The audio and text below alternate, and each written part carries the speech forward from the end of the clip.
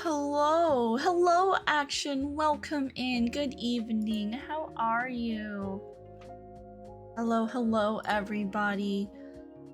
Whew. I am very happy that today is like basically the last day that I will be not knowing what's wrong with me. Because finally tomorrow I'm gonna go to the doctor. Kawabanga time! Hello, welcome in. Thank you for joining us. I hope you've had a good day today. Hello, Chrono. Hello, no phone? No phone? No phone? New phone? Who dis? Sorry. I don't know why. My mouth just said foon. So I'm gonna go to the doctor, ask her about this headache I've had for the last week, ask her about my back because I've had back issues, and I should probably see, like, I did go to the doctor, like, I wanna say it was a year, maybe 2 years ago, where I asked her to refer me to a doctor that could, do testing for sleep apnea. And at the time, I didn't follow up because I was like, man, what if it's really expensive? Blah, blah, blah. So I never followed up with that referral. But I'm going to see if she can refer me again to another doctor. And then we can get that issue squared away as well. That'll be tomorrow. There's a lot of questions for my doctor that I have. I just don't go to the doctor often. So I need to remember all these problems that come up and I need to make sure that I bring them all up and make sure that the doctor knows my concerns about my health. Anyways, the testing is like 165 at the most. Okay, good to know it's not insanely expensive. I do see, you're new, right, Crow? So, story is, I've just always had issues with sleeping and waking up not feeling super energized. And I do snore, right? Like, my friends have said when I sleep, I snore quite loudly. And I guess I just don't feel as like, I never wake up feeling super energized or anything. And my sister, hello, Martine. Welcome in, thank you for the box. And my sister was the one who was like, hey, because she got diagnosed with sleep apnea. And it was so bad that she had to get surgery. And I think they removed her tonsils and a part of her nose inside. And she sleeps with a CPAP machine. So she was like, hey, princess, you really need to go see a doctor, because like, what if you do have sleep apnea? The biggest concern is, you could be denying your brain of oxygen during sleep, and that could lead to like problems later on, like early onset dementia or Alzheimer's, whatever, right? She was scaring me, and I was like, that was like maybe 2 months ago, and I was like, fuck, you're right, I probably should go see the doctor. Like, I know I'm not that old yet, but like these things are getting to be a concern. So same, I broke down and got tested, and they were like, bro, you dying that night. Oh my god, girl. Yeah, I think that was what my sister was like. I don't remember the exact number, but she woke up more times than was like even average for people who had sleep apnea, and it was quite serious. She snores too, and so because of her getting diagnosed and treated for sleep apnea, she was like, hey, princess, maybe you also should. I'm just, like, I'm scared. Like, I get scared about health things, and like, I don't want to think like that I'm unhealthy or that like my body is failing me. Like, the stupid meat vessel, right? Like, we have it for what, 80, 90, 100 years, and I'm I'm not even halfway there yet, you know, like not even like a third of the way there yet, you know? It's just like, how could my body be failing me already? This is just shit. Mine was a blend of that and ADHD. Yeah. I don't also feel like I don't want to like what is it called, self-diagnose myself. I know people are like, oh, if you're, you know, prone to these like bouts of activity and you have like more hobbies than you can count, and you know, like if you have these certain peculiarities, maybe you have ADHD. And I'm like, oh, that could be me. But at the same time, I'm like, well, I don't actually want to say that I have it, because that's something a doctor should, you know, should tell me. But at the same time, I never go to the doctors. That's why I'm doing robotics in school. Need new bodies. God, fuck it. Like, yes, please figure it out, Crow. Like, please help the human race, because we can't help ourselves, apparently. We need all the help we can get. Stupid meat body. God damn. Anyways, you guys, how have you guys been? I hope you had a good Tuesday. Tomorrow's hump day, so hopefully we get over the hump and smooth sailing. Not really. The weekend, I am just going to be exhausted all weekend. I already freaking know. It's my cousin's bachelorette, and like, in addition to her wanting me to like meet all of the bridesmaids, because they're all her friends, I don't know them, right? So I'm meeting new people for the first time this weekend. And in addition to that, I'm gonna have to like talk to people. Cause she wants to go bar crawling, and I'm like, ugh. This is my worst nightmare.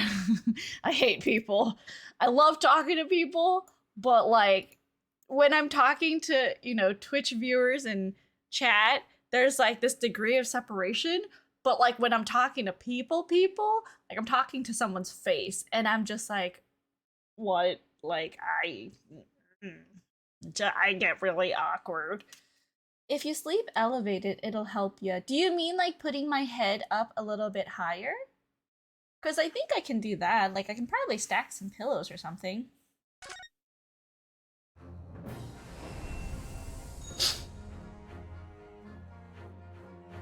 Just Google obscure facts when they say hi. Just hit him with a fact and walk off. Did you know the man that invented the term Tesseract built like this contraption in his backyard for his kids so they could visualize like 3D space and coordinates and stuff? And then his son later patented that idea as the jungle gym, and we can all thank the man who invented the word Tesseract for giving us the jungle gym. Did you already German, or is this head much hurty? I feel like it's not a lot hurty, but it like is enough for me to be like, I don't want to do too much like thinking. I think until I figure out what's wrong and until my headache just goes away, I am not going to study French. It'll probably only be for another week until we get this sorted out. My little triangle that lifts me. Oh, okay. I will stack some pillows for myself. It's Ace Attorney Day. Also, in case you ask, I'm good. Sorry playing Genshin here. No worries, Action. I hope you enjoyed playing Genshin. Thanks, Tesseract Guy, for all the missing teeth of childhood. Yes, thank the man who coined the word Tesseract. You know, he tried to teach his brain how to think in 4D space. Shit's wild, man. Anyways. Did you also know the European starling? I'm sorry, I've been listening. I've been listening to this podcast called Omnibus with the guy who's hosting Jeopardy, Ken Jennings, and his friend. I don't fucking remember his friend's name. But they like sit together and talk about like obscure facts, like esoterica, like knowledge, right? And some of these like topics are just really interesting and they just stick in my brain. Did you know the European sterling was introduced to the United States by a man whose sole goal in life was like, yeah, I really like Shakespeare. You know what would be really great? If I introduced all the birds that appeared in Shakespeare into the United States. And so he would release these birds in Central Park. And that's why New York has such a huge starling problem, is because of that man. Another cool one is Robert Mullet. He has like a superhero origin story. Who's Robert Mullet? Please enlighten me. I need to know all these facts. I'm arming myself so that I can be like, hey, listen to this cool thing. Okay, bye. I need to use the bathroom. Or, okay, bye. I'm gonna go get another drink. Okay, bye.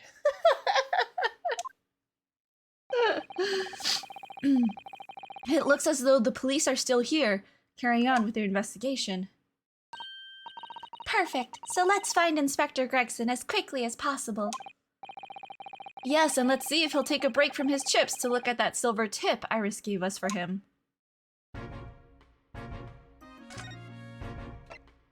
Oh, present. Here we go. Tell the gentleman in black whatever he wants to know. I trust that won't be a problem. Iris Wilson. B221B Baker Street, London. Present this. Take this. Inspector Gregson, do you have a moment? I'm sorry to say I don't. I'm a very busy man. Much too busy to be talking to a pair of foreign gadabouts, that's for sure. We have these for you. A present from Miss Iris Wilson. What? For me? From her ladyship? Her ladyship? Give that here! At once! Come on, hand it over! That's for me! His dad died in Vietnam and he dedicated himself to the study of time travel so he could go back in time and save his dad. He thought up a theoretical time machine that in theory would work, but would need like the power of the sun to run. Wow, that's kind of cool. And like, did like have other scientists since checked his math basically and said like, yeah, that could work? Don't wait for me to give it to you, will you?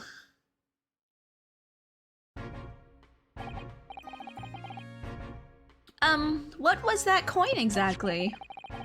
It's a silver crown, obviously, but it's a lot more than that. It's, well, it's an appearance fee, that's what it is. An appearance fee? Oh, I see. You mean... That's right, for the adventures of Herlock Sholmes.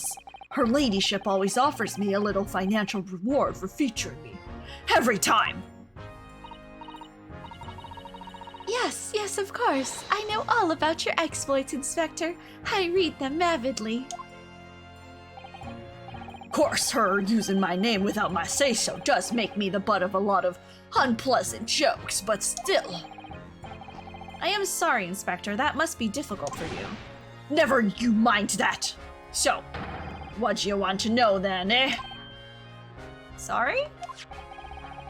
Tell the gentleman in black whatever he wants to know. I trust that won't be a problem, it says. Well, obviously it's not a problem. Go on, fire away. What do you want to know? Well, if you wouldn't mind, Inspector. Is it me or is this man bad at his job? He might be. He might not be. I don't know yet. I haven't gotten a good finger on the pulse. So we just met him, I think like a couple hours ago in game anyways. We'd very much like to know the address of Mr. Natsume's lodgings. The little knife-wielding, mustache Japanese fellow. He lives in a right old hovel. It's just over there. Look. Oh, it's on the same street.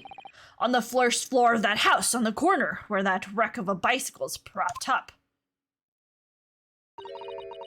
That is nearby indeed. If I remember rightly, the landlord is a Mr. John Garadib. Right. Well, if you see her again, you make sure you give her ladyship my regards, you hear?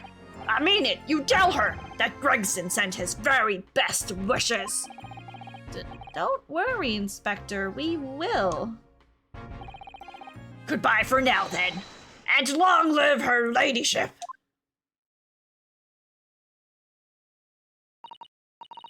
Well, at least he told us what he wanted to know before he left. Yes, so then, shall we go and see what we can find in Mr. Natsume's lodgings? Definitely.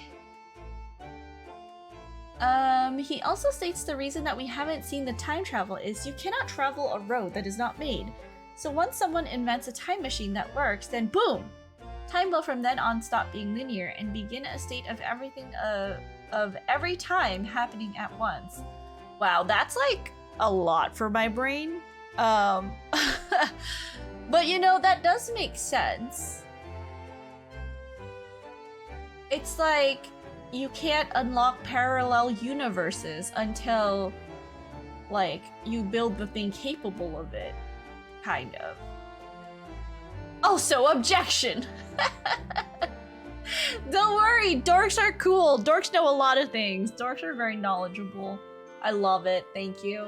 Hello, Midnight Milkman. Welcome in. Thank you for joining us. Hello, hello. How have you been, friend?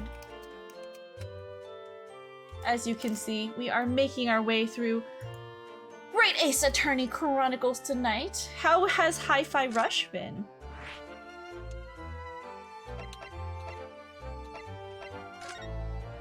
Glad I could catch you playing Ace Attorney. Me too! I'm glad. I know we had talked about it earlier. Very fun. Oh! Wow, hello Raiders, welcome in! Oh my goodness. There's a lot of you guys. Hello, hello, welcome in Raiders. Thank you so much for the raid, Slump Neko! Thank you guys. Hi, wow, that's a lot of people. I think I had your stream up. Let me bring it up again. Hold on. Because I don't know if you know this, but I do a little bit of a feature when people raid in.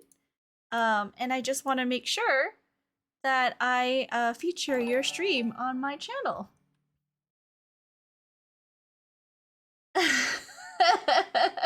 Neko raid, yes. Real quick, let me welcome everyone in here. Hello, Red Hot Head BT. Hello, Trevlar. Welcome. Hello, Yukiko Hanover. Welcome in. Crow says, I think our body is the limiter of interdimensional travel. See, the body is lame. The body is lame. We need robotics. Welcome in, Oracle of Onion. Hello, I love the uniform on the wall behind you. It is very interesting. This house is very messy. It looks very just haphazardly put together. Okay, thank you so much, Trevlar, Oracle of Onion, Brother Mouse, Yukiko Hanover, and Red Hot Head BT for the follow. Welcome in, you guys. Let me hop over to this scene here. Guys, if you don't know, I actually met Slump Neko when she was playing... Was it Unpacking? I think I rated in when, we about to meet some interesting characters in Ace Attorney. It was actually, yeah, okay, it was Unpacking. I thought so. And I recently played Unpacking myself, but yeah, I had just, you know, it was really enjoyable in your stream when we raided in, and I'm, you know, really glad that we are continuing to, you know, hang out in each other's streams and foster this relationship. You were playing some... Check. How many games? This is Grand Theft Auto, right? I see it says a little to the left. This is Slum Neko, you guys, by the way. Let me give her a shout out. If you guys would like to give her a follow and you aren't already. A fellow Stop, 3D friend. Stop. Good job. Good man. Dude. Alright. Alright, I don't know what that was, but okay. That's it. Are people petting your boob? Oh, okay, you didn't stop. Do you just have like constant boob pads? It changed. I see.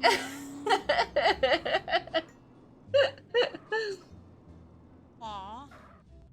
Sure, there's more missions. I think I could save. How adorable. Right, and it's dark. Nighttime. Is this like an older GTA game? I don't think I've seen this kind of like map interface. I have not played any GTA game, so now I have to do Woozy's mission. there is a very logical explanation to that. It's yes, please inform me of this logical reason. Right here? Oh my god, this is crazy. It's nice, like it's really big. It's a big map. Really think about it, it's a really big map. But, it is a big map. Oh my god, look at all these pizza joints. I want pizza. I haven't had pizza in a while. GTA 3. I passed Vice City last month. Gotcha. San Andreas. This is the only GTA I've played. I've heard of all these words being thrown around. I've heard them at one point or another. I just have never played a GTA game. But yeah, guys, hello, welcome in. Thank you so much for joining Slump Neko on the raid over. I hope you enjoyed the 300 channel points you got. And hi, hello, my name is Princess. Welcome to the Puffy Kingdom. I'm a variety streamer here on Twitch. I play a lot of Jump King, if you're into that kind of thing. And recently, we've been making our way through Great Ace Attorney on Tuesdays, and Cuphead on Thursdays, Xenoblade on Saturdays, that's Xenoblade 3, and newly added to the schedule is Crisis Core on Sundays. So when I say variety, I truly mean variety. I play a lot of games. There are just so many good games in the world, and I am only one girl.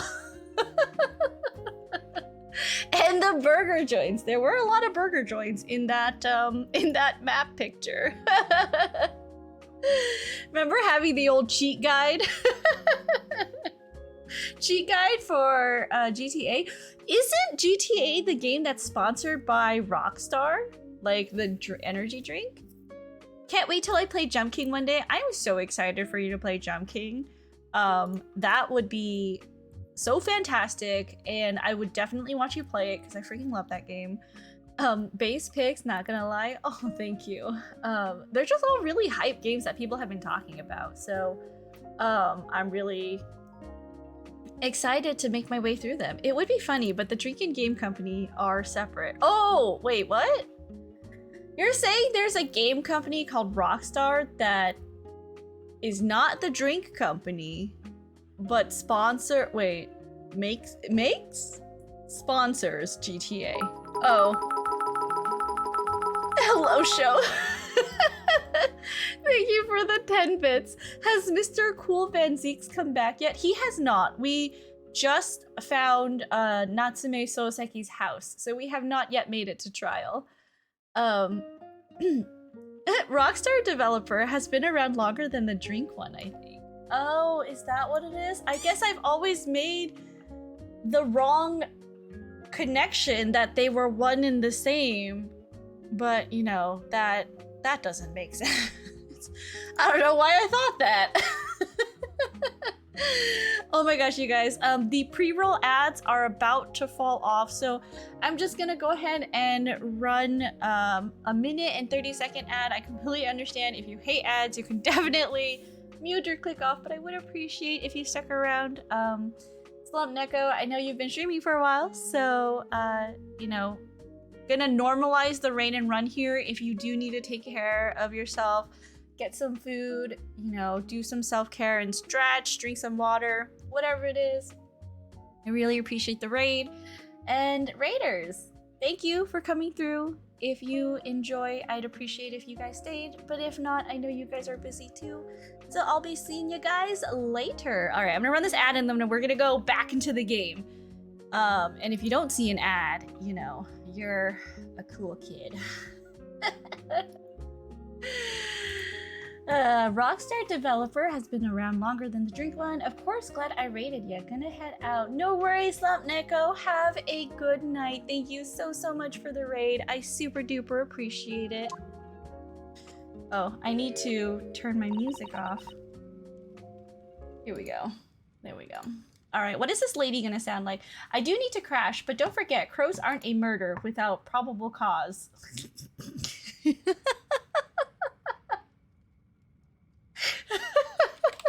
I love that so much. All right, good night, Crow.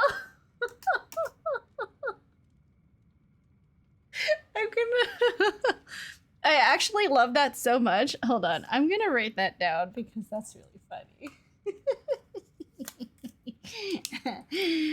Crows aren't a murder without probable cause. I'm gonna tell that to my friends later, and I'm totally gonna take credit for it.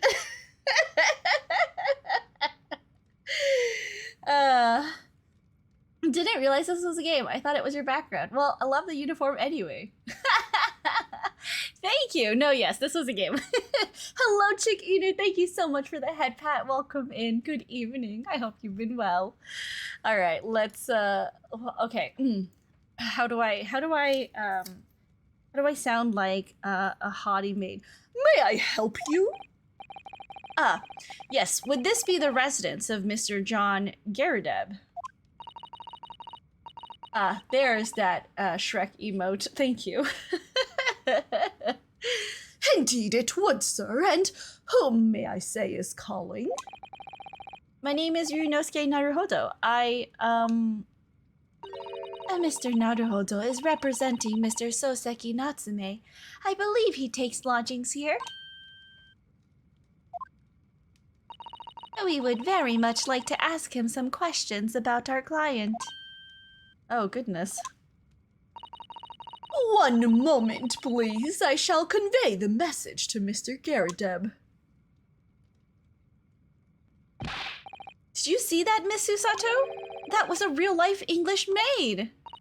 I know. As I understand it, anyone of standing in English society employs a number of household staff. But that was the first time I've ever seen one in the flesh.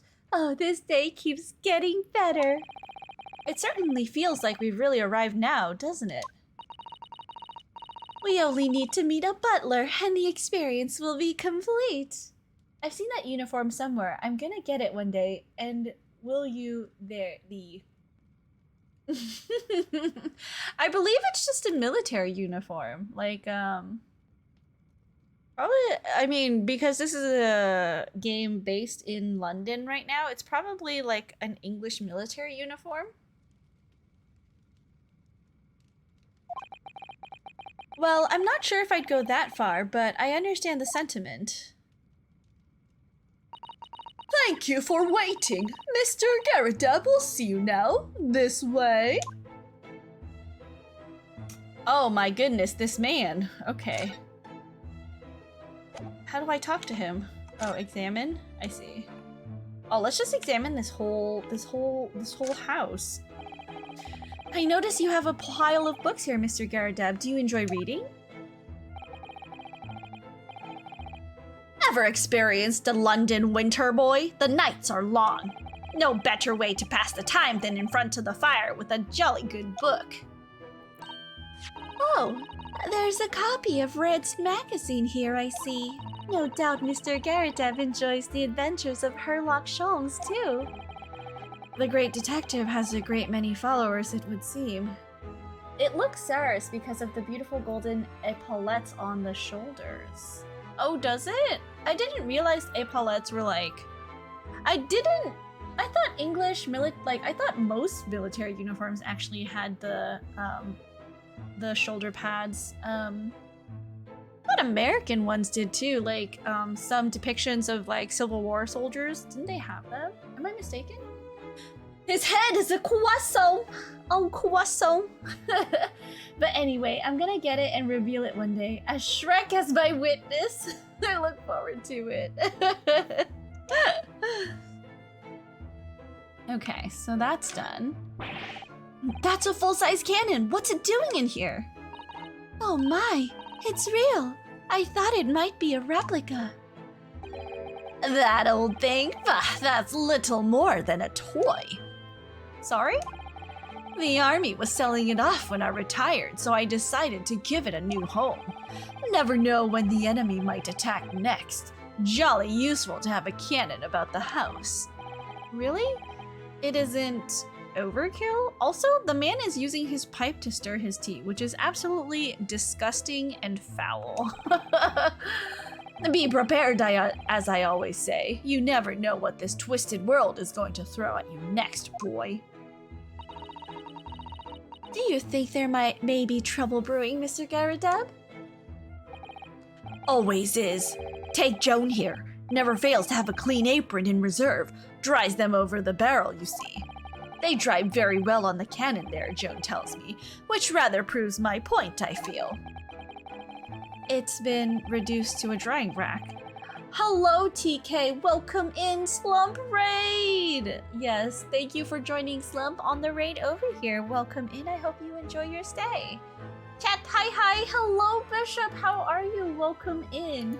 Do you think he might be compensating for something? Oh, absolutely. How are you, Bishop? Welcome.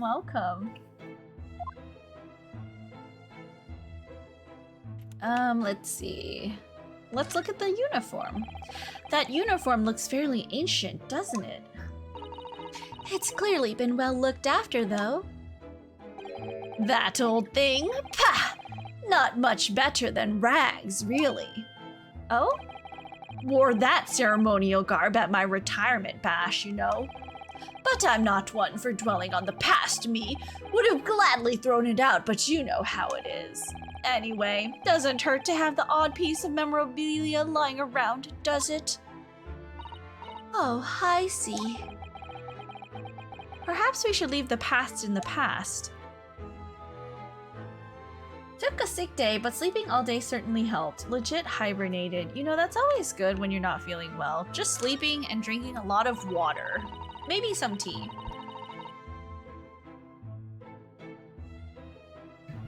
I feel like hot liquids with honey always help with, like, you know, coughing and stuff. That looks like a Medal of Honor, and it's showcased on a very grand banner. Yes, it's displayed with some pride, I would say. Although it bothers me that it's not straight. What? That old thing? Sorry? I should be glad to see the back of it, but the general would turn in his grave if I disposed of it. The wall's the best place for it, keeps the bally thing out of my way. So it's just been polished to shine by accident, I suppose. There appears to be an inscription on the medal itself. Look! Let me see. It says, "For distinguished participation." Sounds like the kind of honors even I could be in line for.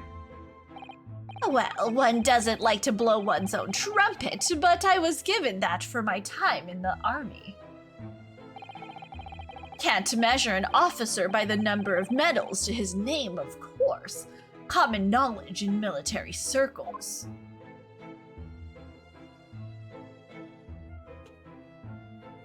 Oh, it's just like... I guess the paintings are also a thing? Are those mortar shells? They're enormous! Ah, I hadn't noticed. What are they doing here? Those old things. Couple of little rounds I accidentally fired into the barracks during training, you know. Became a bit of colorful regiment folklore, that incident. You mean you deliberately hunted out the spent shells? Well, I wouldn't say deliberately, exactly. They're only scrap hired after all. Usually just thrown away, I believe. But you never know when the things might come in useful. do you? Useful for what exactly? Yes, well. Joan here did manage to knock one of the bally things on my foot the other day while she was dusting. Oh no! Hadn't shed a tear since 1869 before then, you know. Maybe reconsider throwing them away. My goodness, this man. That portrait of Mr. Garadeb is glaring at me, I swear. Have you noticed that all the little frames contain photographic prints of Mr. Garadeb as well? Yes, and there seems to be a statue of a lion on the mantelpiece as well. Ah, yes. Seemed to come back from the local pawnbroker with that little trinket. Seemed to come back? What do you mean? The chap who runs the place is a bally wizard. Went in to sell him something and came out with that thing. In point of fact, now I think about it, I rather often find myself leaving the place with something I don't need. The lion ornament certainly does seem surplus to requirements. Susato-san doesn't pull her punches, or her throws for that matter. Goodness. What's this? Oh wait, maybe his head is a moon instead of a croissant, because the maid has a sun appearance with her headband. Oh dang, how are you able to like connect those dots, Show? I did not see that. But wow, you guys are good. You guys saw that right away, I guess. I didn't notice. Look at that enormous screen. It must have been put there deliberately, surely. Yes, it certainly seems like someone's trying to hide something from view. What could be behind it, I wonder? He the moon man! He moon! Ah, moon. I love that dog. I'm going to have a very quick look just to peek. Maybe let's not, Miss Susato. I think the maid is going to head us off with a cup of tea.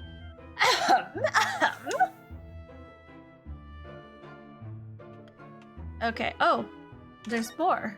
Ooh. Look at this tray of sweets! Oh, look! What a wonderful collection of cakes lined up on that gleaming silver cake stand. Lined up? It looks more like someone has half demolished them to me. Afternoon tea is a time of indulgence, you know. It is quite the English way. It is Mr. Garadeb's custom to take 2 cakes with his tea.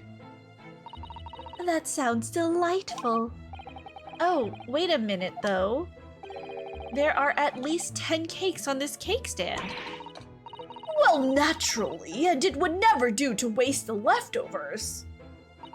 So whatever Mr. Garadeb doesn't eat, I say to myself, Joan, you shall have to tidy up. How magnanimous of you. Those cakes haven't been touched since 1832. Closer to hardtack now. A candle. Like from Beauty and the Beast.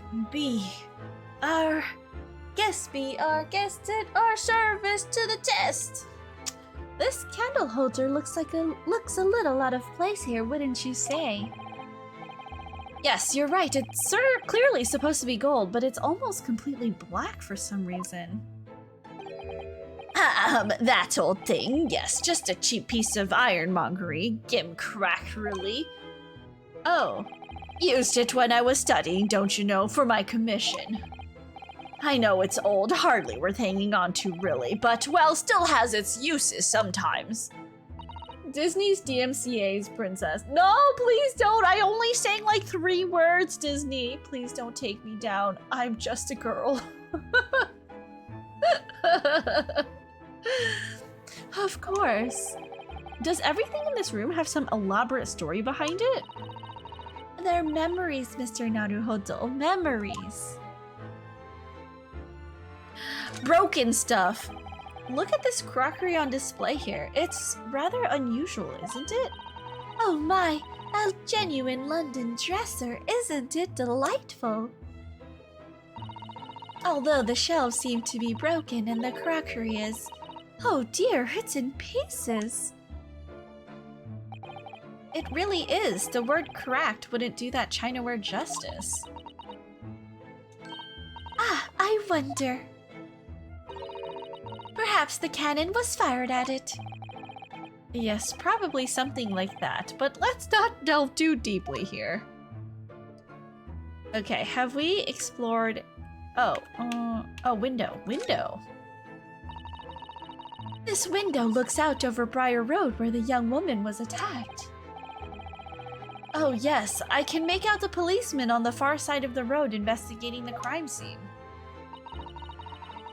The glass is rather murky, isn't it? You can't see very clearly. Does this thing open at all, I wonder? I shouldn't underestimate the bitterness of a London winter, sir.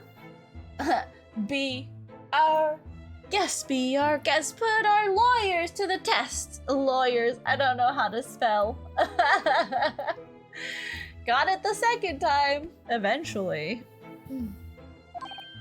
Sorry? As soon as you open that window, the tea will freeze in the pot. No Londoner would go opening windows at dusk in the middle of winter, I assure you. Seems very unlikely that these two would have seen anything of the incident then.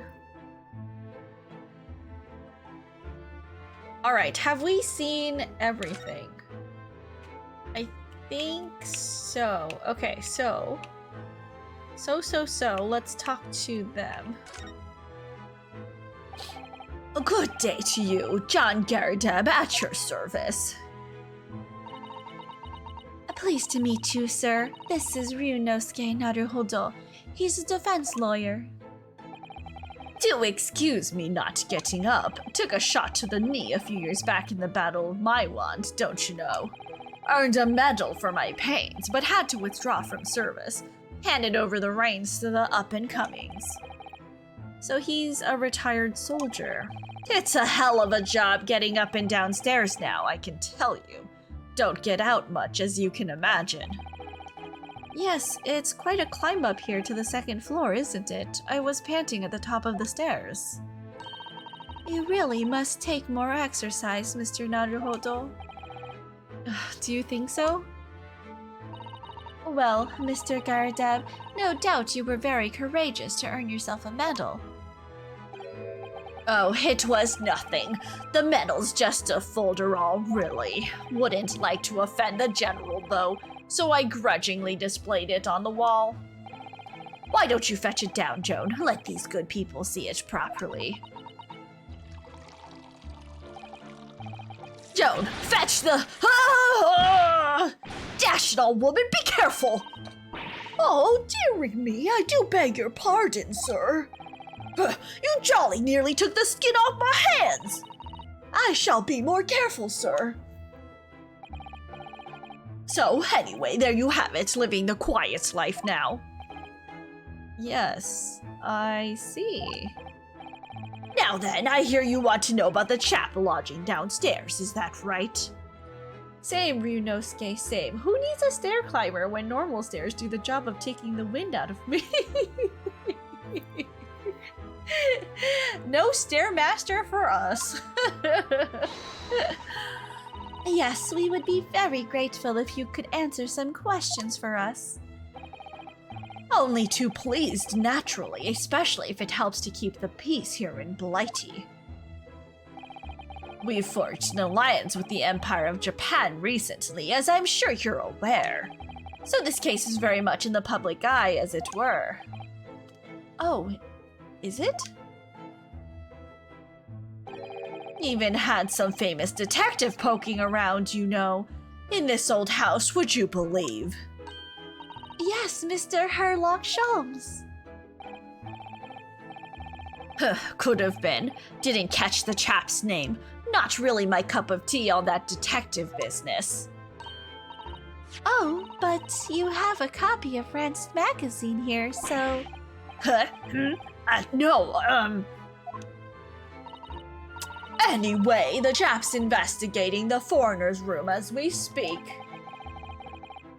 So he's in Souseki-san's room.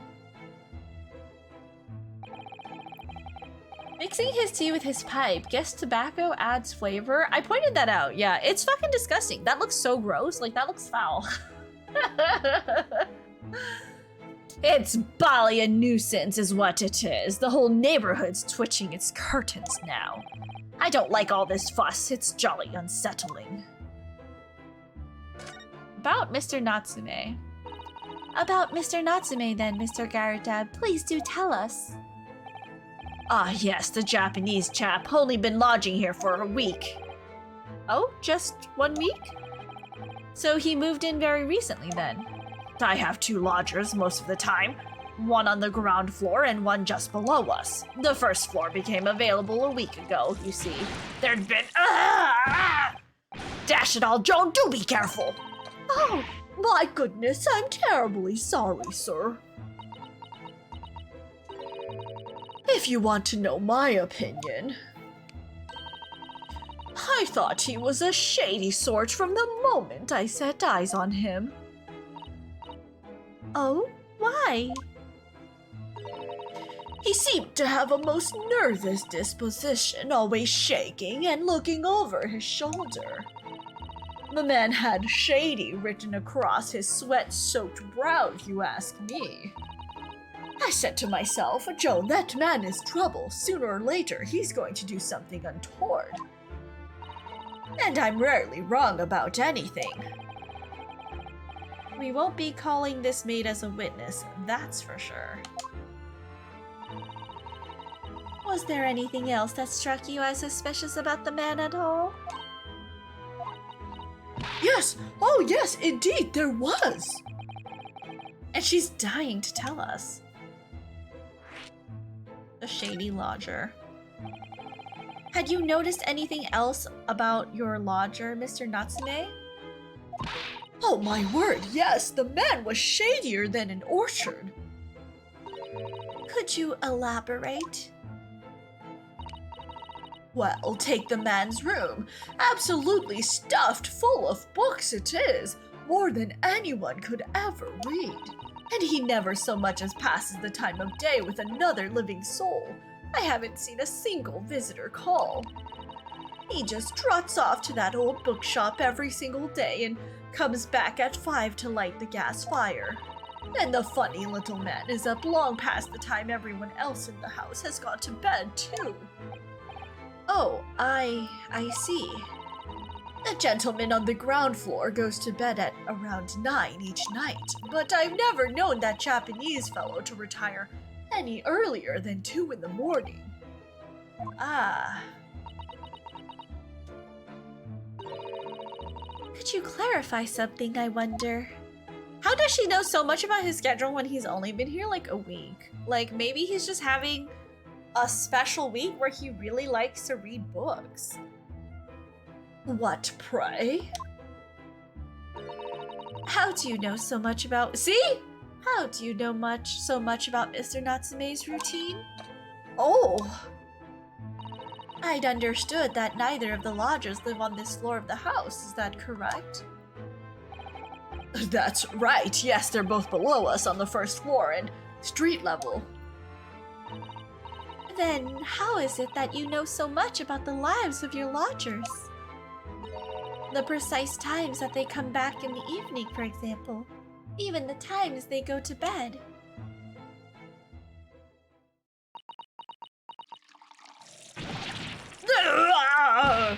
Good grief, Joan, be more careful, woman! Oh my goodness, sir, I'm terribly sorry, sir. Something doesn't add up here. That's suspicious. Just skips over the question. All right. She burned him with tea at least 3 times now. To burn your master that many times in one sitting and not get fired, they must know each other very well. Yes, this is quite suspicious. Right here. Right here. These 2 officers.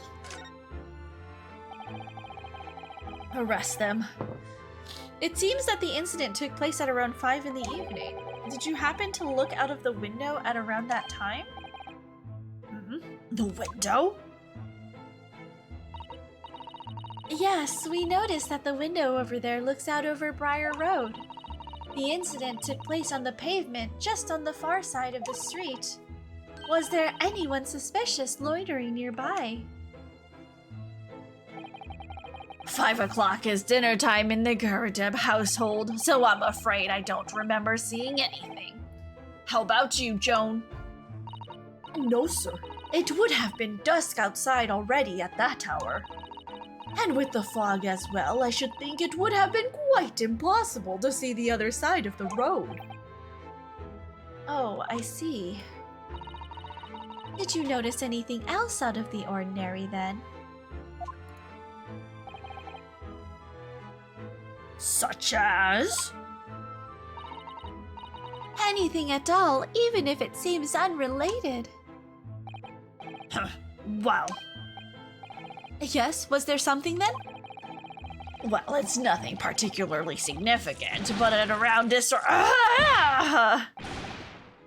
For the love of God, Joan, watch what you're doing! Oh, dearie me, what have I done? I'm awfully sorry, sir. This is really suspicious. I feel like every time we get a little bit of info, or we're about to, like, the maid just pours stuff over him, so he can't say it.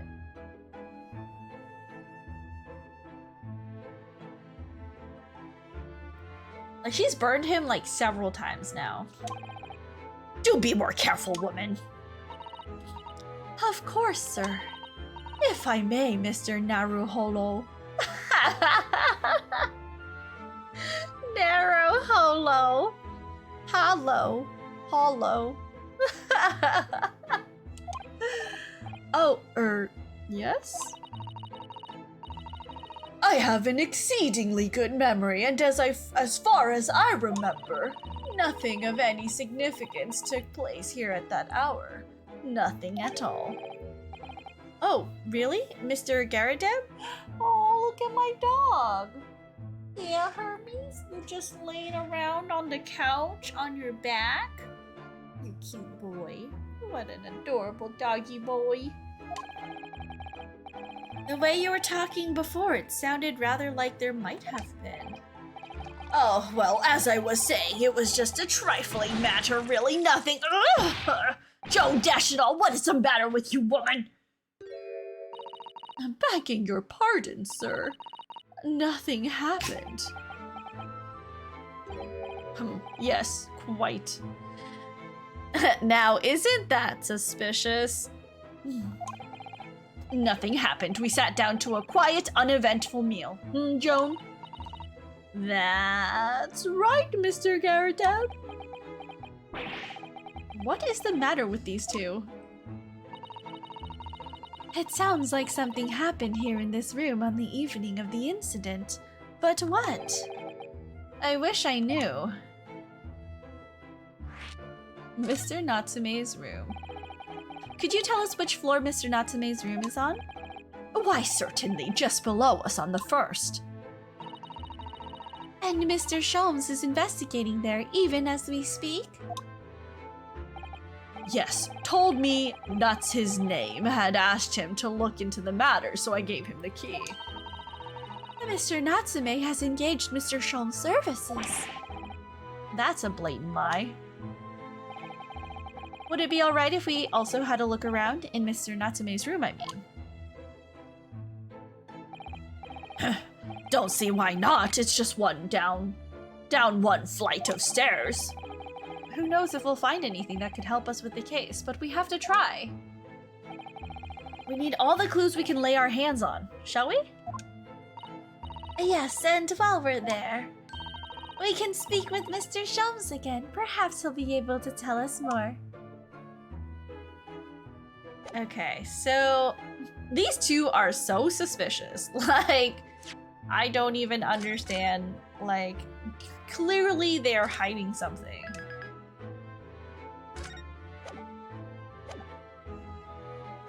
Okay, so let's go to his room. Sup, B? Hello, son. Welcome in. How are you? Good evening. Hello, hello. A small dark room rented by a visiting scholar from the Empire of Japan by the name of Souseki Natsume.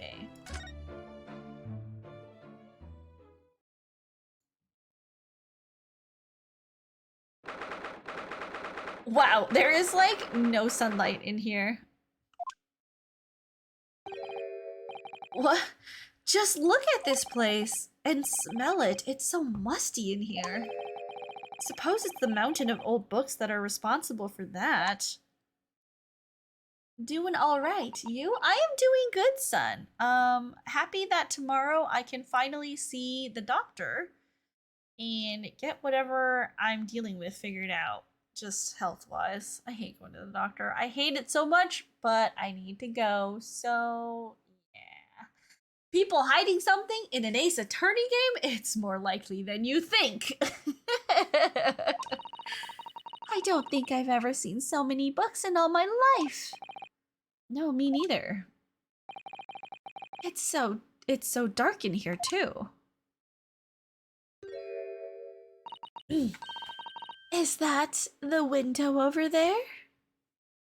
Hope all is well. Yeah, I mean, I feel like it's fine. It's just that just had like a headache for a really long time. Like longer than a week at this point.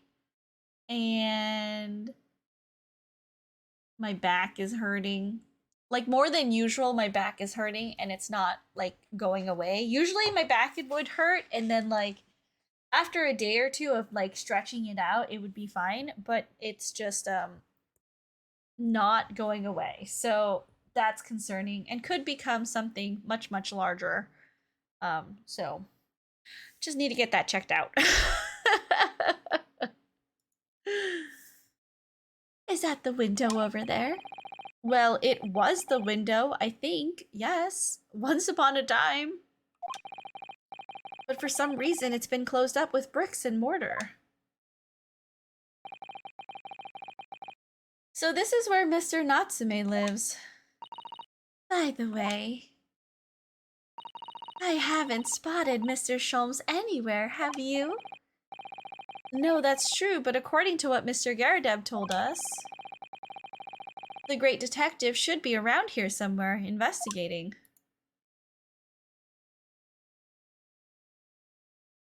Okay, so let's just take this chance to,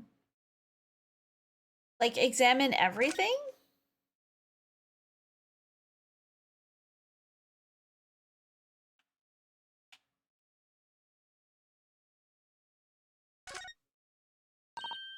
Oh, look, it's a beckoning cat from home.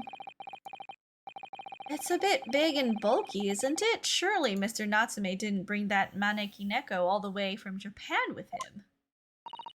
I hardly think you're in a position to comment, Mr. Naruhodo. Are you forgetting the enormous Daruma doll that you brought in your luggage? Wait, question, how did he have luggage if he packed on the boat as a stowaway? That doesn't make sense either. Well, it can be dangerous traveling abroad. I wanted a lucky charm. Well, I imagine Mr. Natsume wanted the same. And this cat is sure to beckon good luck to him. It's not doing a very good job so far, is it? You mustn't say such things. I didn't say a word. Why are my eyes such a giveaway? Okay. Stacks of papers. Look at all those books stacked up there. They almost reach the ceiling. They're all works of English literature, and they all smell so musty. With this volume of books to hand, you'd never be short of reading material, would you? No, what a dreamy idea. A bad dream, maybe, for me at least. Mind you, I don't imagine the books that's at the bottom of the pile now will ever be read again. Ah, so reading it is an experience that comes but once in a lifetime, just as the tea ceremony teaches us. I certainly didn't expect the conversation to turn down the path of tea ceremony philosophy. Okay. Bag. Oh. That desk seems to be wedged into a crevice between the mountain of books on either side. I suppose Mr. Natsume would sit there and read while stroking his cat. I was dragged to a brewery? Oh. Sorry, Chrono. I hope you enjoy your time drinking with coworkers, maybe. But surrounded on all sides by these towering old tomes, surely he dreamt of books every night as well. Yes, he must have done, mustn't he? Oh, what's this? It's a receipt from a second-hand bookshop. Your books. Oh yes, Mr. Natsume's name is on it. Look, and the date of purchase. 2 days ago at 4:45 p.m. I just hung around awkwardly, drinking my Fanta. Oh, wait, what kind of Fanta? Purple Fanta? Orange Fanta? Pineapple Fanta? What's your favorite Fanta? I actually really like grape Fanta. Oh, orange Fanta. I like grape Fanta most, and then pineapple Fanta second. Orange Fanta is just mid. But I do like Fanta. That's the day of the incident. That's just a short while before he was embroiled in the terrible attack. He must have been on his way back from buying some old books. Okay, receipt entered into court record. Let's just check it real quick. Mr. Natsume, the sum of 2 shillings tendered in receipt of the picture of Monsieur Lecoq, a meal for Gabriel, Canterbury Yearnings. Local map. Okay, I don't think that map has anything. A cat! He has a real cat! Meow. That's the kind of stretching my dog does. Oh my! What an adorable little cat. Pineapple Fanta? Nani is that? You've never had pineapple Fanta? Oh my god, it's so good. You should definitely buy pineapple Fanta when you have a chance. It is so, so good. Chrono, my favorite. Perhaps he's looking after all the books while his master is away. I don't know about that. He disappeared into that pile of books as quick as a flash. It was a tricolor Mikke, wasn't it? Do they even have that sort of cat here in Great Britain? Perhaps Mr. Natsume brought the little creature with him from Japan. That's made me feel homesick now. Already? We've only been in the country for 2 days. A window. Could you even call this a window? Only if you get dog drool soda. Absolutely not. I guess you will never know the wonders of pineapple Fanta. That's fine. You could die never knowing the flavor, but you'll be missing out on quite a lot. I think so. It was a window at one time, after all. Although all that remains is a frame around some bricks now. So really, it's just a wall then, isn't it? But why would anyone deliberately brick it up like that? I'm afraid I have no idea. What up, Inside Outski? Hello, welcome in. Good evening. I hope you've had a good day today. Hello, hello. We just met the maid and Mr. Garadeb. Very suspicious people. Especially the maid. Very, very suspicious. Perhaps Mr. Natsume painted the brick design in a fit of whimsy. That's alarmingly feasible. Anyway, whatever the reason, the lack of ventilation in here makes the place very oppressive. It does. I imagine being cooped up in a room like this would be extremely trying. Extremely normal folks. So normal. The most absolute normalist. So normal. Oh, there he is. Oh my goodness. Is there any more? No, it's just Sholmes now. Look, Mr. Naruhodo. Aha! There he is. Where did he appear from? He seems to be engrossed in the pages of an old book. I hope he won't mind if we disturb him. Hello, Mr. Sholmes. You two. Good day. Now let me see. Where was it that we met? Oh, Mr. Sholmes. We were together on the SS Furia. 1 second. Hold on, you guys.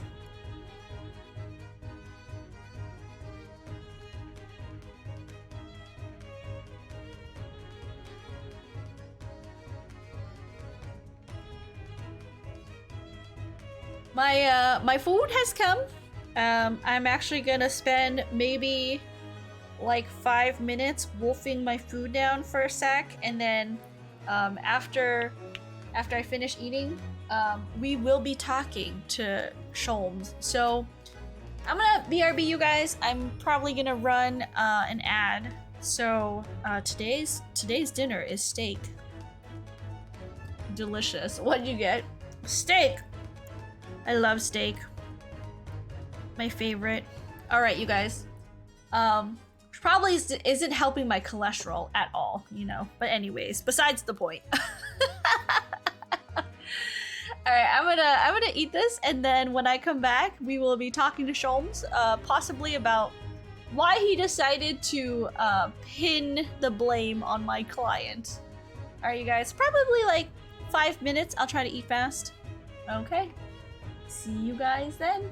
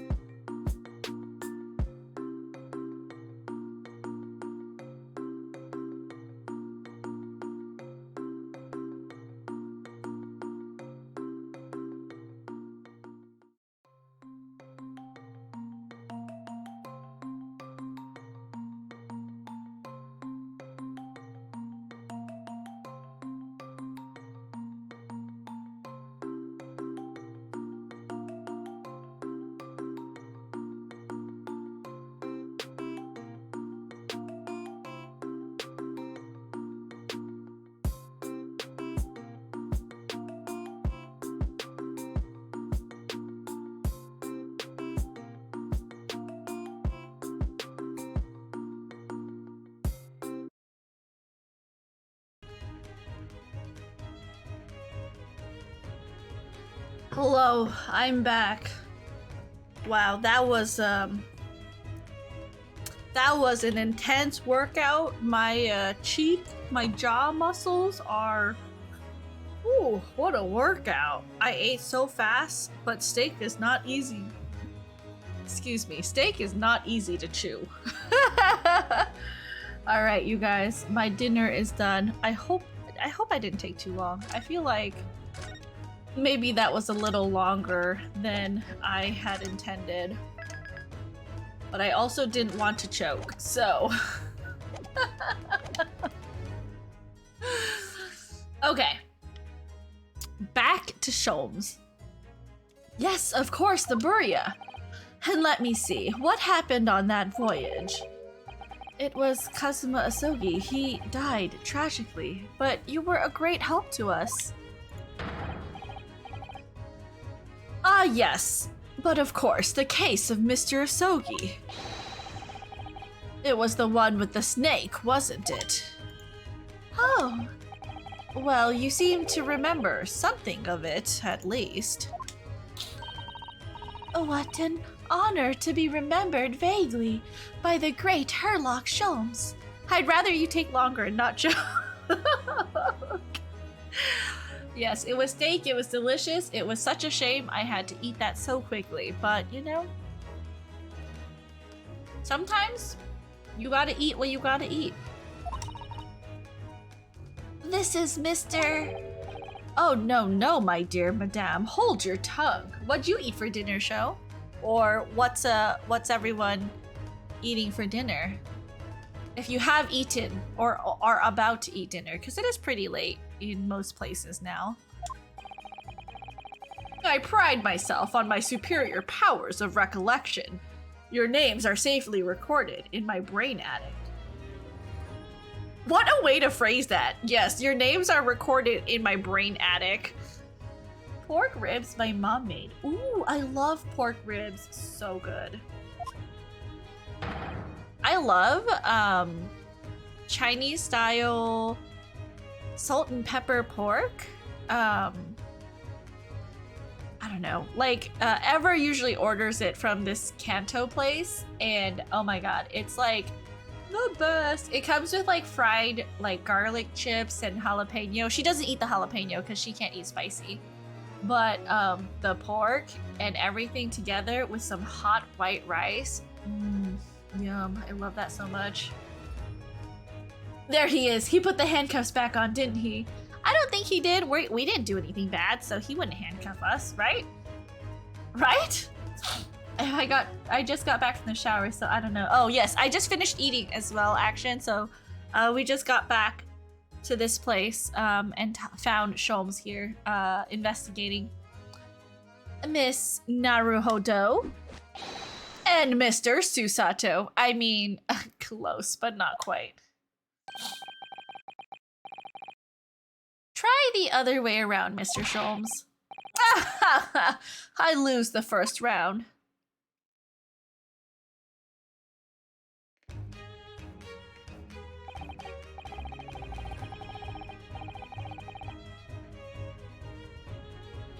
May I remind you what happened after the case, in case you... I mean, yeah, but that was just, you know, a little haha hee joke, I think. In truth, I had hoped to invite you both to my Baker Street suite the day we arrived in London, but some Scotland Yarders ambushed me at the railway station and whisked me away to a crime scene. It was an entirely trivial case, of course. I solved the matter in no more than 30 minutes. So they apprehended Souseki-san in that short an amount of time? I'm afraid the pursuance of a new case has dulled my recollection of my past involvements a little. A little? It is a mistake to think that one's brain attic has elastic walls and can distend to any extent. I do my best to forget useless facts lest they should elbow out the useful ones. Yes, those are my own words of inimitable wisdom, you know, from an adventure entitled A Study in Scarlet. Please, there's no need to quote yourself. I don't always remember my pearls of wisdom, but fortunately, my associate pens them beautifully. He means Iris, I suppose. Mr. Sholmes, we have some extremely important questions to ask you about the trivial case you just mentioned. Goodness, what an earnest expression. My dear madam, I should be only too pleased, and this murky room is an apt place to discuss the murky case. I know I'm giving this guy a hard time, but to me he isn't funny. Gumshoe was somehow entertaining despite being incompetent. I love Sholmes. Sholmes has been really funny so far.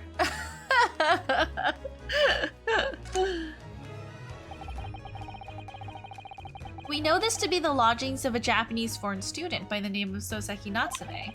It seems that you assisted in his arrest, Mr. Sholmes, for the stabbing of a young woman outside here on Briar Road. Natsume. Yes, I believe it was a name rather along those lines. But Mr. Natsume denies it. Was it really justifiable to arrest him on so little? I love Sholmes too. Love being my himbos. He's so great. I'm sorry, Miss Susato, but I have not the slightest idea what you mean. What? I can't believe he was looking Susato-san squarely in the eyes while feigning ignorance. I assure you I am not merely feigning ignorance. It would appear as if the pair of you are under some misapprehension. Oh? How? I assure you I have no recollection of accusing your stooped compatriot of the crime. But that doesn't make sense.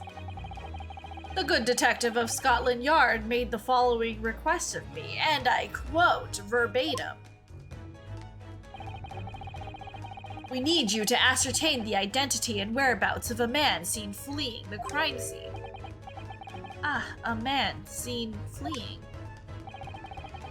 There were a number of books scattered on the pavement at the scene. From the book plates, I was quickly able to determine the bookshop from which they had been purchased.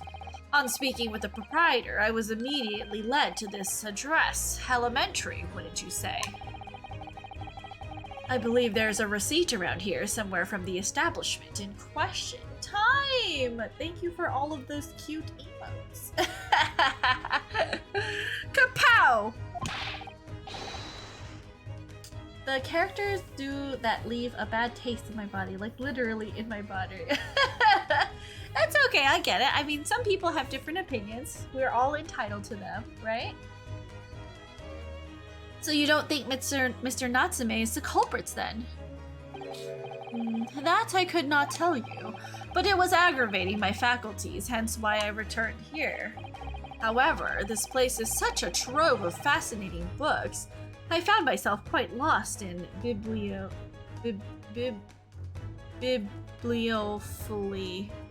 Yes, absolutely, that's how you say that word. Do not be deceived into believing that I am a man of leisure. No, no, no. As long as we don't go overboard, though I think I went a bit overboard on my end after he left in case 2. Yeah, I mean, we can't control how we feel about people. It's just how we feel. Oh dear. Mr. Garadeb, the landlord. Tell me, have you encountered the landlord of these lodgings? Yes, Mr. Garadeb, a retired military man. It was the first time I've ever met a soldier from the great British institution that is the services. And it was the first time I ever met a maid from the great British institution that is a service.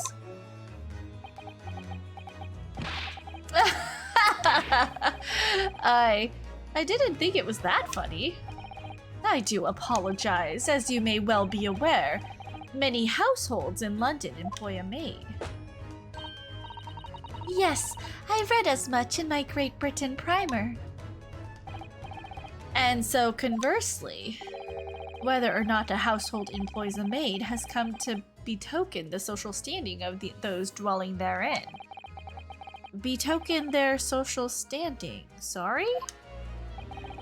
Put simply, my dear fellow, those who employ at least a single maid are considered middle class. Those who do not are beneath that. In the upper echelons of society, of course, households employ enough staff to constitute a large family. Goodness, how extraordinary! As you can appreciate, for those on the precarious boundary between the middle and lower classes, being able to afford just one maid is of the first importance. I had no idea. And it is for precisely that reason that I find great stimulation in the situation upstairs, specifically in the retired army veteran, Mr. John Garadab. Oh? Affable as he is, the fellow is hiding something. Whether or not it imposes on the circumstances of this case, I am yet unable to ascertain. Yeah, but I don't want anyone uncomfortable when sharing. I mean, if people were uncomfortable, I think they would speak out. I feel like we have a community here where we're pretty open about those things, right? And I don't want anyone's voice to be silenced or anything like that. So, I mean, I feel like we're pretty open and we share a lot, so you're okay. I don't think you have to worry, action. I'm thoroughly lost on what he means to say. And I mean, if people aren't comfortable talking out about things, they're always welcome to DM me, right? And say, hey, princess, you know, this thing happened and I wasn't very comfortable about it. Could you address it next time? I don't mind that as well, right? If they aren't able to handle it in chat, you can always, you know, message me separately. That's fine. This room is thoroughly suffocating for the soul, my dear fellow. I assure you, any man whose lot is to dwell in a place such as this will stab somebody sooner or later. Herlock Sholmes, hello Neat, welcome in, how are you? Good evening. Mr. Natsume has stabbed no one. But sooner or later, as I said. I don't believe that's the issue here. About this dark little room, Mr. Sholmes. Why is there no longer a window? Do you have any idea? No window? Well, I mean, I can clearly see that there is a window of sorts. But it's been completely blocked with bricks. I remember there was a copyright case brought to court over Herlock. Wait, really? But they changed the name, Herlock Sholmes, and it's like clearly supposed to be satire, right? I see. The answer to that question is simple. A window tax. Window tax? What is that? It is a block. There's lots of bricks. Surely not a tax on windows. Precisely that. Oh my goodness. Until relatively recently, a tax was levied on households in this country by the number of their windows. Those of lesser means, having inherited a sizable and costly family home, perhaps rapidly closed windows up, while the rich opened windows here, there, and everywhere, in an effort to curry favor with those in power by furnishing them with large sums of tax money. How awful and unjust, forcing people to live in rooms devoid of light.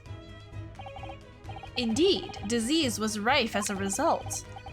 So some 40 years ago or thereabouts, the window tax was abolished. Is this window tax like a real thing? Is this like true? Is this, my hotel is kind of crap? Oh no, Chrono, check the bed for bed bugs. Check it for bed bugs before you jump in. Gross, I hate bed bugs. But its legacy remains, as you can see, in squalid lodgings such as these, for example. I suppose Mr. Natsume's stipend for living here in London isn't very generous, perhaps. It would appear so. I've done a little digging. And discovered. Hello, Lux! What's good, caballeros? I have returned with an 11-month slam dunk. Have you been here that long, really? Oh my goodness. Hello, Lux. Welcome in. Thank you for the resubscribe. 11 months! Congratulations! One more month and it's a full year. Hello, hello. Time has followed for 7 months and 21 days. Oh, hello, Chippy. Welcome into you as well. Everyone jumping in now that it's 8:30 p.m. How are you guys doing, Lux? Chippy, what are you up to? 7 months and 27 days. Chrono, if only you didn't unfollow and follow at that time. You would have had a longer follow age. And discovered that these lodgings were offered at an extraordinarily low price. Because the room is so awful, I should think. Apparently, Mr. Natsume only moved in here about 1 week ago. I am doing. Okay, Chippy, I hope you are doing well. Overseas, Herlock is just normal Sherlock Holmes in the game. Oh, wait, really? Oh, in Japanese, you mean? In Japanese, it's just Sherlock? I'm dying right now, to be honest. I've been doing 20-hour days last couple of days with school and work. Holy crap, 20 hours? How do you have time to sleep? Do you only sleep like 4 hours a day? Thank you for the refollow, Neat. I wonder why my thing isn't working. Interesting. I don't sleep. Oh. It's not working. I think it broke.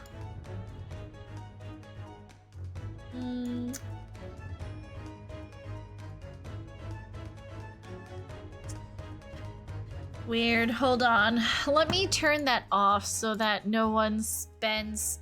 It was working earlier, because I do remember Martine boxing me, and Chick Inu also gave me a head pat. So let me just turn stuff off right now so that you guys don't waste your points accidentally.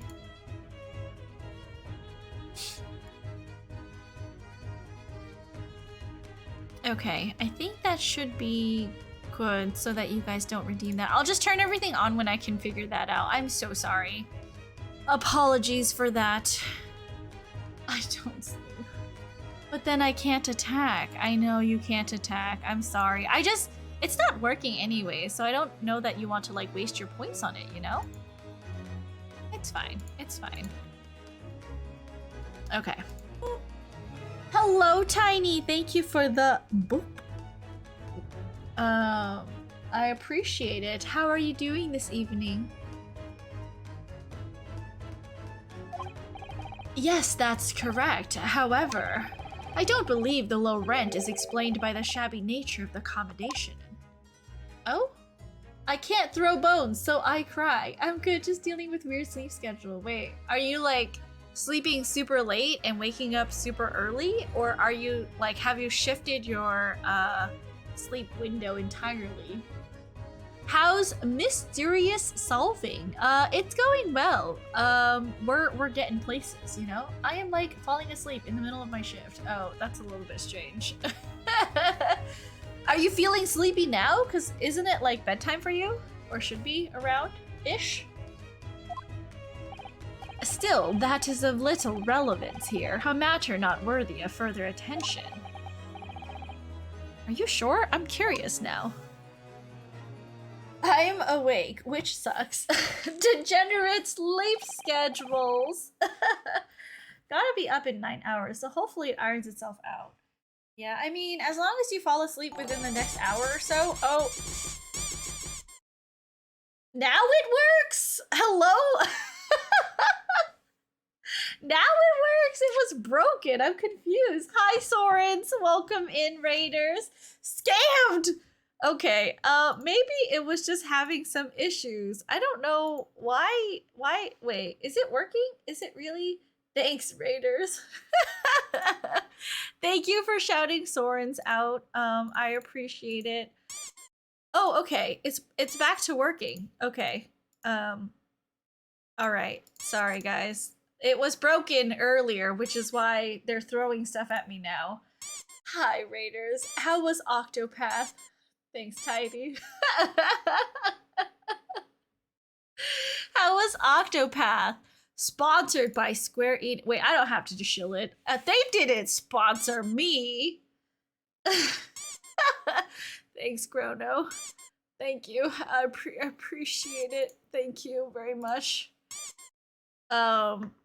So let me just see what Sorens was up to today.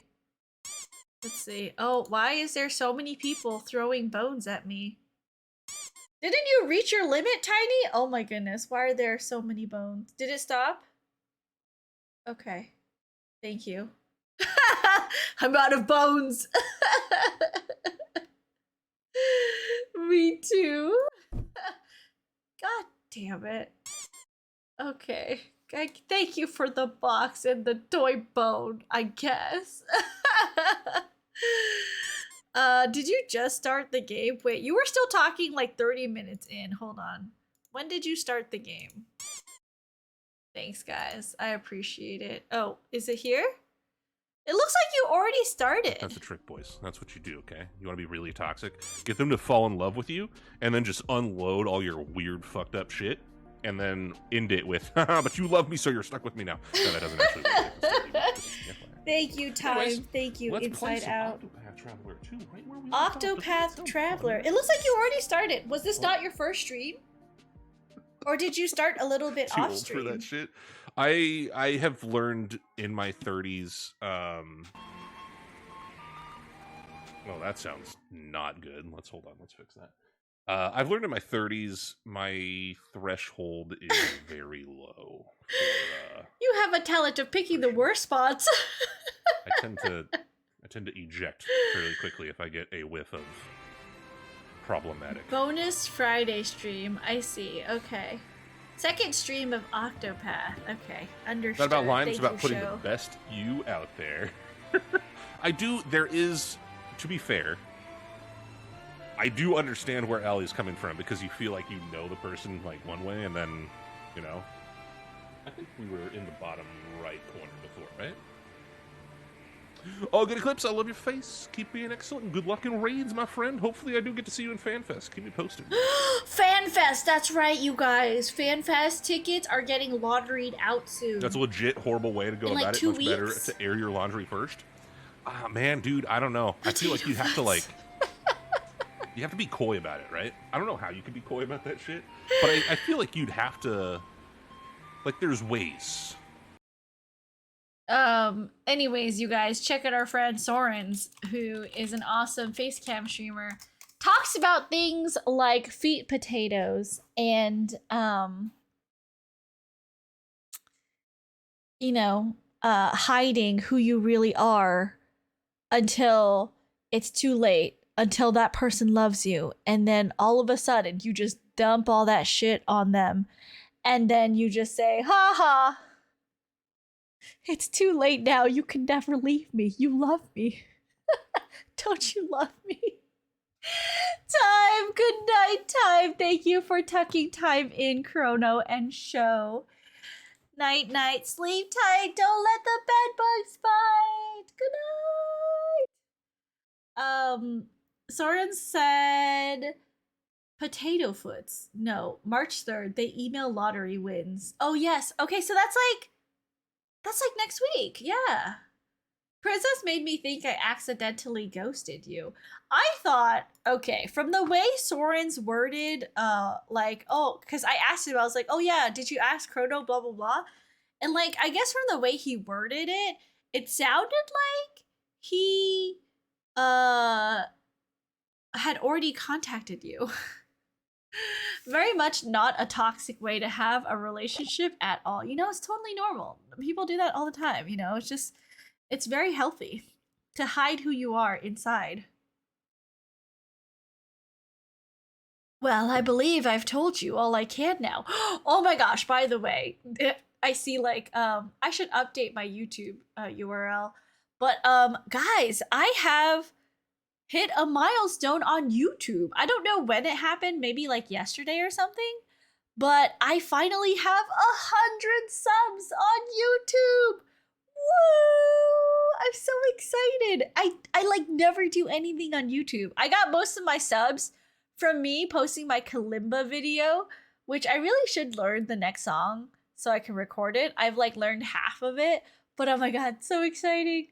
I cannot believe I reached 100 subs with like literally doing nothing except for popping my VODs onto YouTube every day. Hooray! We also reached 1 year of me streaming as my VTuber model, so that's exciting. That was like last week on Friday was the anniversary, the 1 year anniversary. And next week, is it next week? Either next week or 2 weeks from now on March 7th or March 10th. It will be 1 year since I reached affiliate. 1 year, you say? Wait, how are you subbed for 12 months already?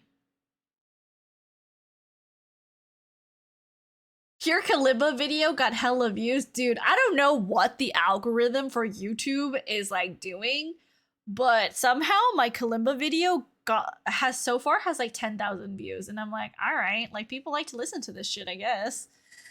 Thank you for the resubscribe, Sorens. How are you already subbed for a year? A year? Oh my god, but you have the rainbow paw. It's so cute. I love it so much. I should figure out the next tier of sub badges. I hit 1 year on Saturday, I think. Wait, how?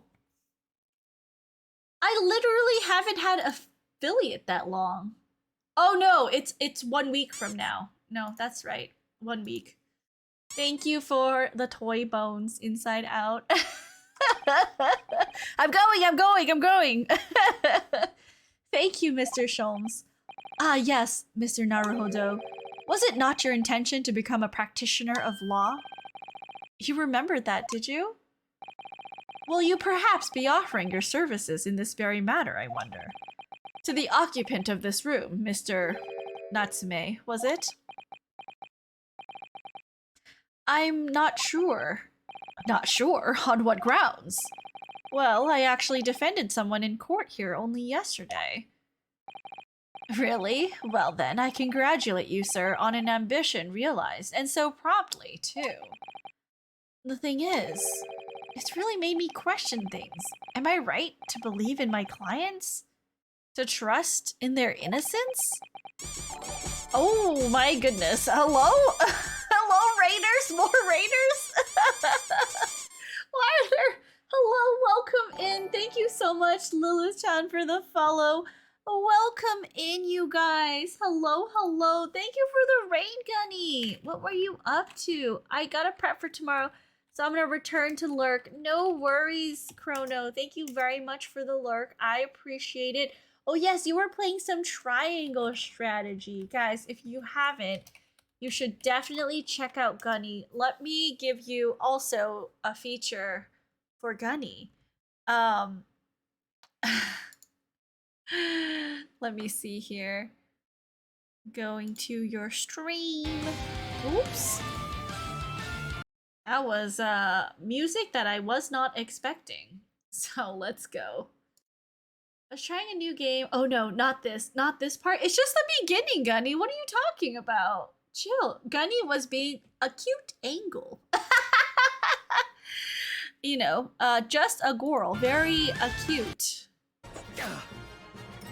Let us try out there. This is the game where you like have to make decisions, right? And the decisions affect how it ends. Oops. Oh, you're using your new model. Or newer model, I guess. Did you step away? Hold on. I had a way of working it, but it was mostly a lot of pressing things. Gunny's model is so adorable. And I fail every time. If you want help, I can help you out later on. Something happened on my other want. monitor. He's talking about golf? I figured, yeah. I know. Oh no, not the flashbang! No! Oh god. You're a bitch. Oh god. Wait, you're saying people can flashbang you? Oh my goodness, that's so scary. Anyways, hello everybody, welcome in. Thank you for joining Gunny on that raid. If you haven't met me, hi. My name's Princess. I'm a variety streamer. When I say variety, I truly mean variety, you guys. Let me just explain what games I have playing. On Mondays, it's Jump King. On Tuesdays, it's Great Ace Attorney. On Wednesdays, if we have time, it's back to Jump King. On Thursday, it's Cuphead. On Saturdays, because I don't stream on Fridays, that's my D&D day with my friends. On Saturday, we're playing Xenoblade Chronicles 3. And then on Sunday, we're playing Crisis Core. So I really truly mean. If you want a little bit of everything, no, Gunny, it's not Jump King, Jump King, Jump King. Your community is the one providing the variety. Also true, because Great Ace Attorney was redeemed by Inside Out, who is here tonight watching me play, of course. And then Thursday, me and Ever just decided on that. You know, Cuphead was something we decided, but Saturday was a redeemed by Action production. And Crisis Core, I think after we finished Remake, everyone was like, oh, you have to play Crisis Core and then go back to play OG7 so you can understand the story more. So, you know, that's what we're doing. It's more than Jump King now, Puck. M10. Remember the meme I made? Of course I remember the meme. The greatest meme of all time. Gee, would you look at the time? It's Jump King o'clock. Anyways, you guys, welcome into the Poppy Kingdom. I hope you guys enjoy your stay here. Speaking of which, is something happening on Saturday? Oh no, not this Saturday, Action. And to everyone else as well. I will be gone from Friday to Sunday because of a bachelorette this weekend. My cousin is getting married in April, and she asked me to be a bridesmaid. So I am joining her on Saturday, or this weekend in general, for her bachelorette. So we will be doing something the weekend after. So apologies, I'm sorry, but yeah, that's just how it be. Yes, trust. Congrats to your cousin. Yes, I'm very happy for her. She's been dating this guy since high school. Like, they've been dating for a very long time. Yeah. Congratulations. Thank you, Action. Mr. Sholmes. Mr. Natsume didn't do it, did he? My dear fellow, I haven't the first idea. Oh, but I thought that's why you were here. Didn't you come back to investigate? Ah, yes, that was indeed my initial intention. But there are simply too many fascinating books here. I couldn't possibly ignore them. Oh, I see. Nevertheless, there are two facts that I can state quite unequivocally. The man who fled the scene of the crime 2 days ago was the Japanese occupant of this room, and there are witnesses who swear to having seen the same man commit the crime. That is all I can say. BTW, I finished Digimon Tamers today. Only 8 more shows to go. Oh, congrats on finishing! I hope you enjoyed it. I only watch new stuff with my friends, and most of the time, I'm just rewatching stuff. I've actually been rewatching NCIS. I don't know why I do this to myself, but I'll watch it when I'm eating, and it's kind of gross, because, you know, it's like dead bodies and stuff, so I don't know how I do it.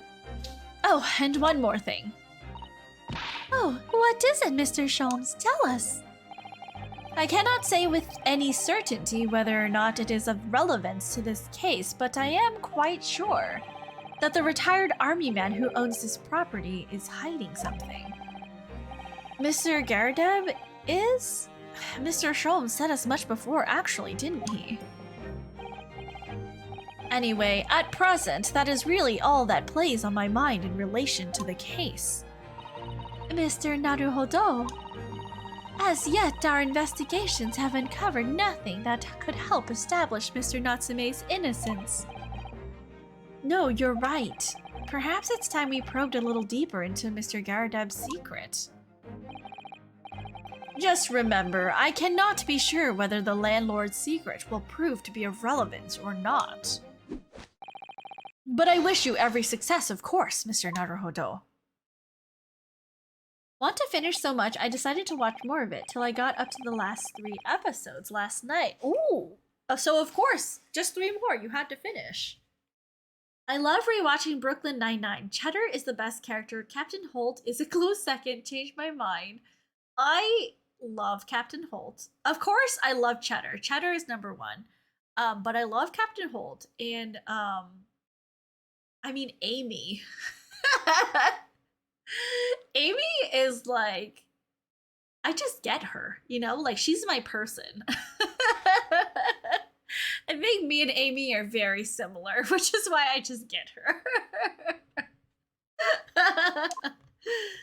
I don't know what that tells you about me, but it is. It's true. So we have to go back to here to probe what his secret is.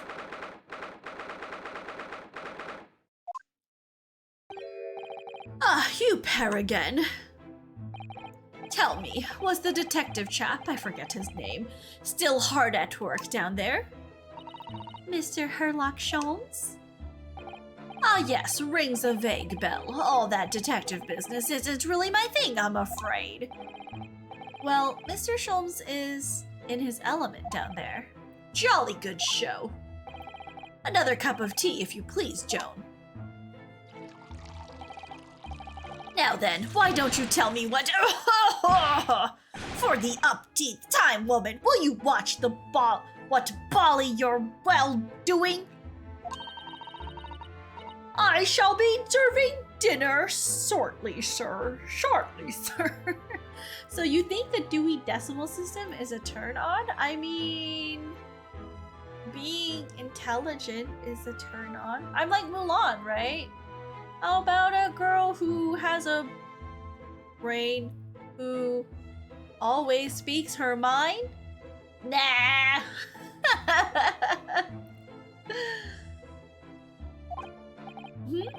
Yes, of course. Frightfully rude of me, but I'm afraid I shall have to ask you to take your leave, if you'd be so kind. Oh, yes, of course. We are deeply grateful for all your assistance. I know the Dewey Decimal System, I wiggles. I mean, didn't we all learn the Dewey Decimal System in, like, elementary school? Not at all, not at all. Don't get much chance to talk with young foreigners like yourselves. It's been a pleasure. And best of luck and all that. Perhaps you could see yourselves out. According to Mr. Sholmes, Mr. Garadeb is hiding something. And since no other avenues of investigation seem open to us at the moment, perhaps we should do some digging. How do we dig?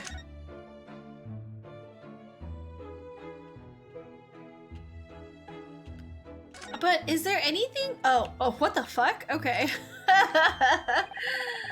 Honestly, don't know if I remember how to use it though. I mean... if I got a refresher, I'm sure I'd know how to use it again. I had to teach my nephew and nieces the system because they were lost at the public library. Oh no. What's he doing over there? Mr. Sholmes! Aha! We meet again, my dear fellows. Good gracious, when did you sneak in here? Herlock Sholmes, sir, at your service. Whatever were you doing over by the window? I am given to watching the evening sky as the sun sets, madame. Yet sadly, cheerful as the room downstairs undoubtedly is, it lacks an aperture for such observation.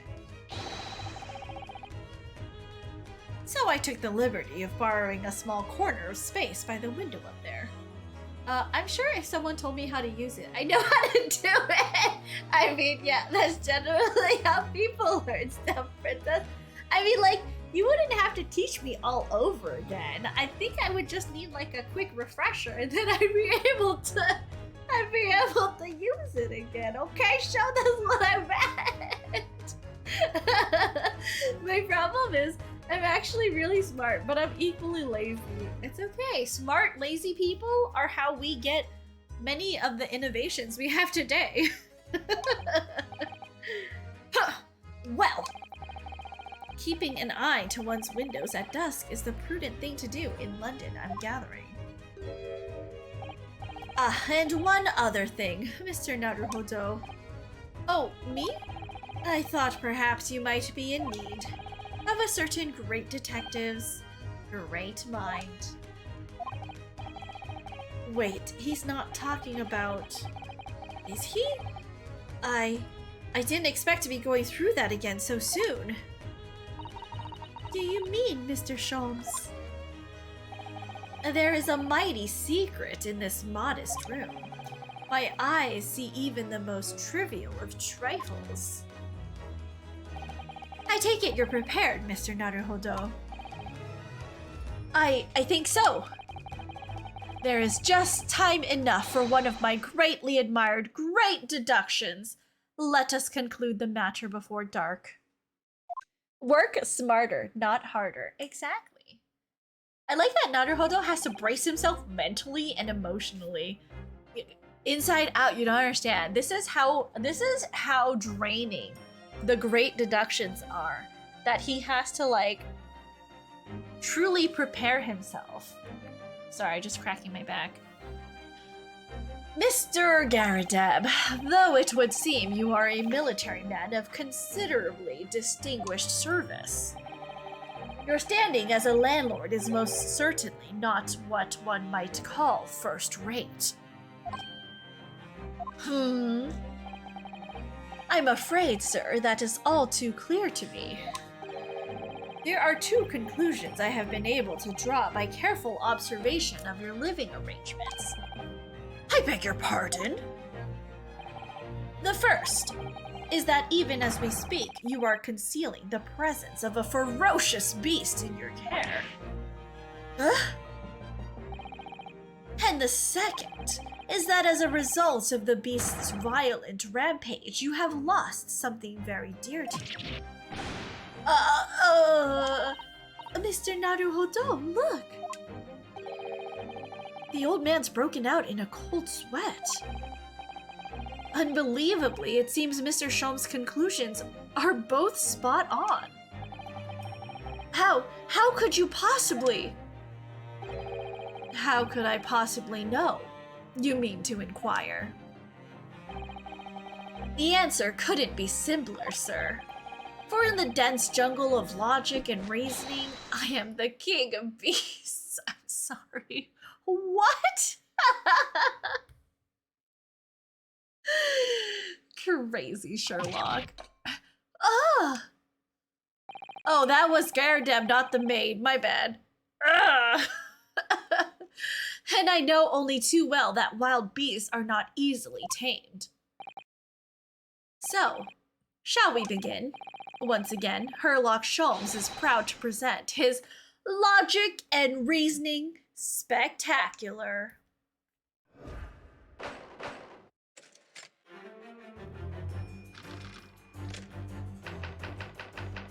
Nature of the beast. The game is afoot. It certainly shouldn't take a great detective to see that a fearsome beast has been on the rampage of late within these four walls. Thus, we are faced with the question, what form might this beast take?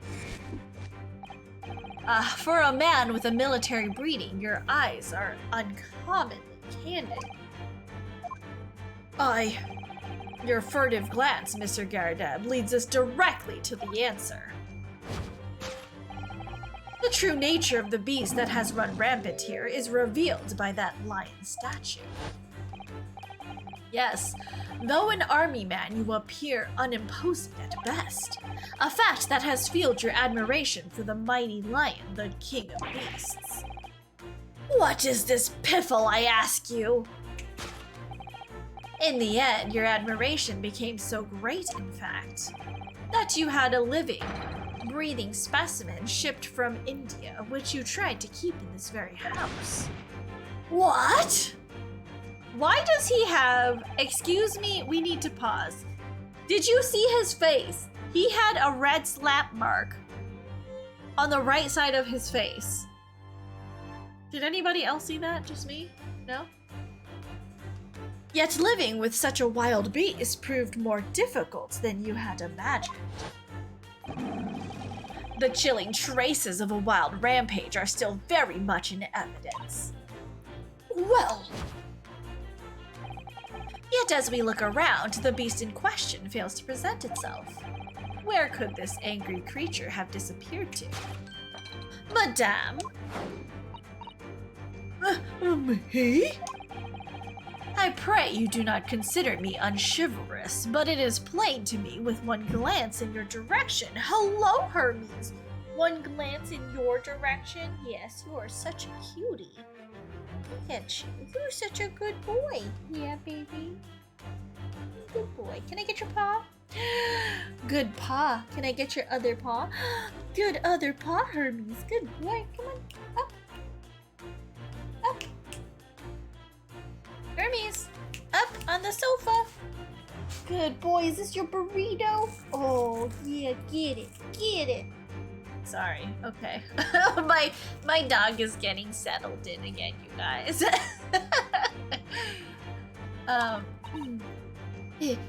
It does? Your dress pocket gives us a handsome clue as to the beast's current whereabouts. Pets for Hermes. You're such a good boy. Show gives you some pets. Yeah. Yeah, Auntie Show gives you some pets. Get your toy. Get your toy. Go get it. Stop looking at me. Go get it. Get your burrito. Get your burrito. Yeah, get it. Get it. Get it, Hermes. Oh yeah, get it. For protruding from it is a handbill advertising a circus show. Ah. Yes, you sought to dispose of this terrifying lion, Mr. Garadab. At Batty's Circus, a traveling show currently sojourning in a nearby park, I have observed the tents. You sold the savage lion, sir, to the circus troupe. I most certainly did not. I believe I have made my point. The fearsome beast which ran amok in this room was an Indian lion. And a simple visit to the circus now will reveal the lion prancing jubilantly through a ring of fire. A rampaging Asiatic lion.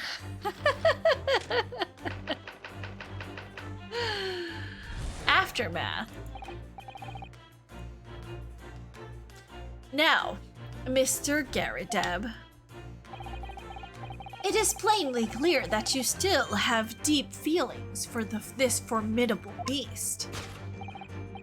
Indeed, in that blithe pose, the distress this loss has caused you is veritably tangible.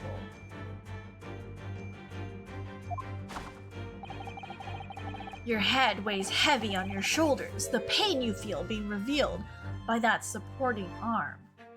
Hold on, give me 1 second. He sounds like he is gnashing on that thing like no other, and he never chews on his toys.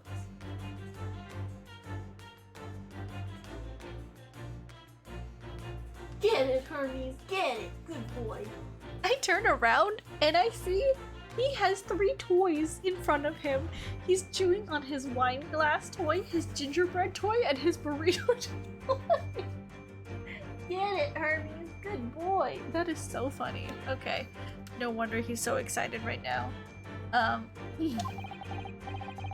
Amid fits of tears, you let your beloved beast go.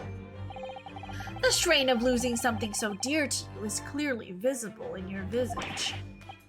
Nonsense, man! I simply... But what we must now ask ourselves is the true cause of this pain.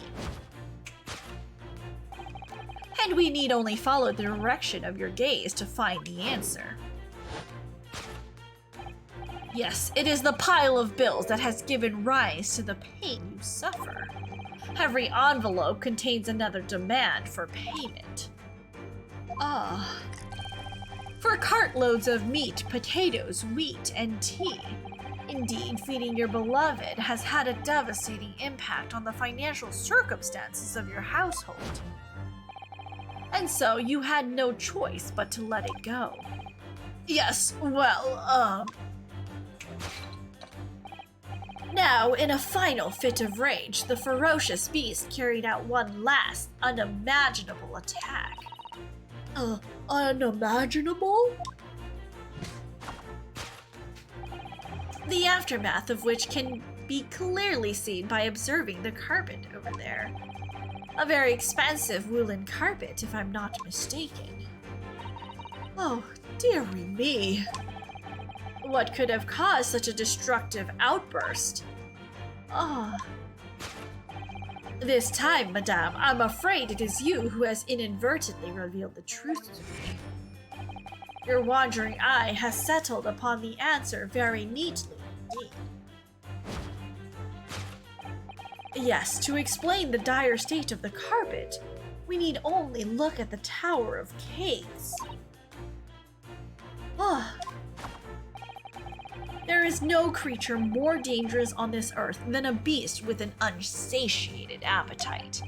Was it or was it not once said by a certain noblewoman, if they have no bread, let them eat cake? Food is at the heart of all tragedy, in fact. Cotton says hi. Oh, hello, Cotton.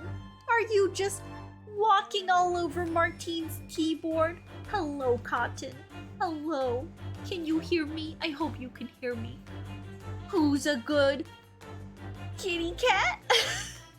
I assume it's a cat, because cats walk across keyboards all the time. Even cat boards, you know? Whatever do you mean? Having tired of the taste of cake, the beast began to stalk its next prey. I'm sure I need not spell out the nature of this final act of destruction carried out by the beast.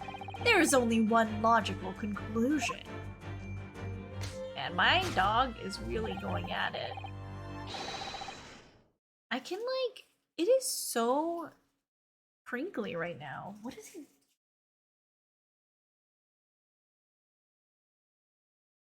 He's like hiding behind the sofa, so I can't even see what he's playing with. A lot of his toys crinkle, which is why I'm not sure which toy he's playing with. He's in constant battle with my laptop when he wants on my lap. Oh, I see. Worked into a frenzy by hunger, the lion attacked and ate the carpet. The teeth marks in the carpet are a perfect match with those of a lion I once saw in India.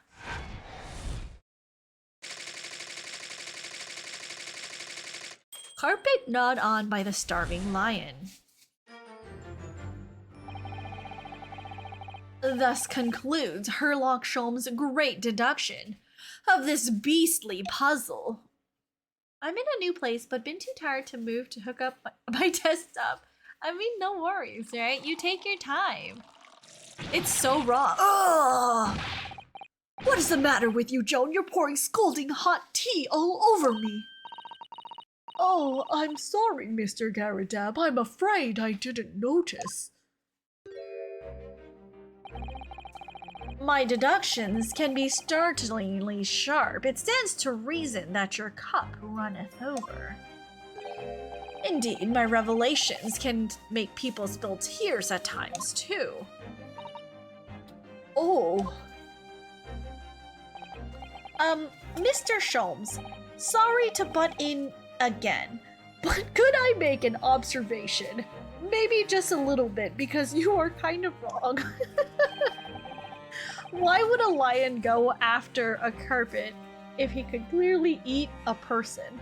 Just saying. Why certainly, Mr. Naruhodo, what is it? Again. Well, your deductions just now. Do you really think a lion could have fit inside a room of this size?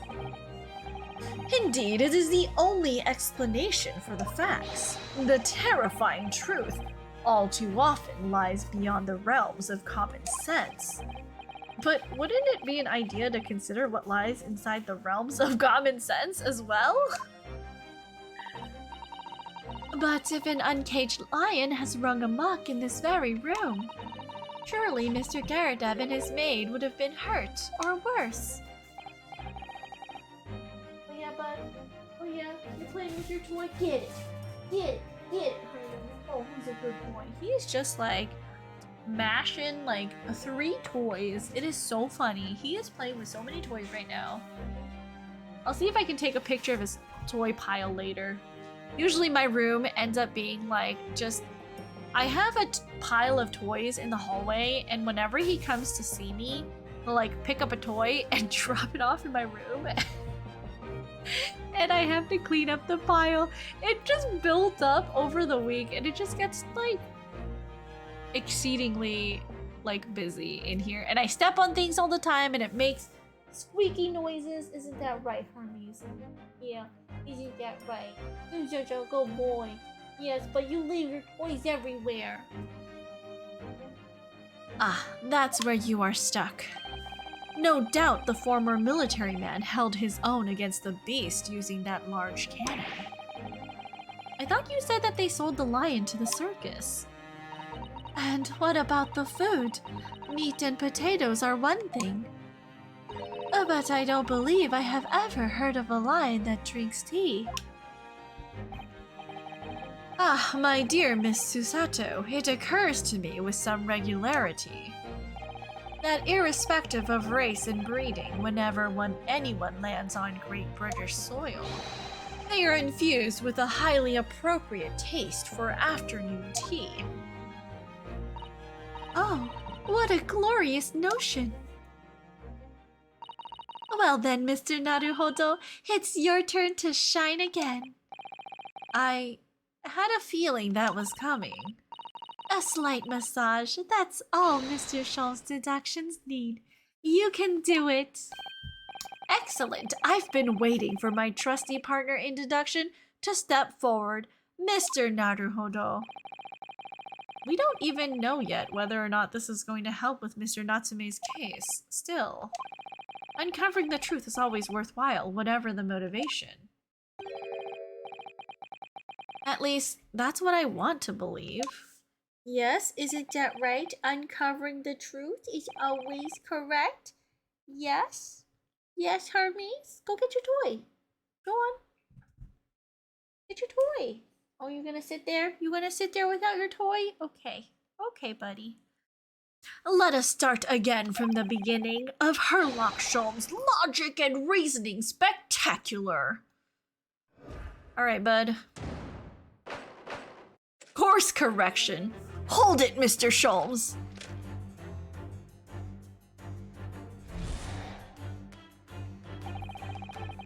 I certainly shouldn't take a great detective to see that a fearsome beast has been on the rampage of late within these 4 walls.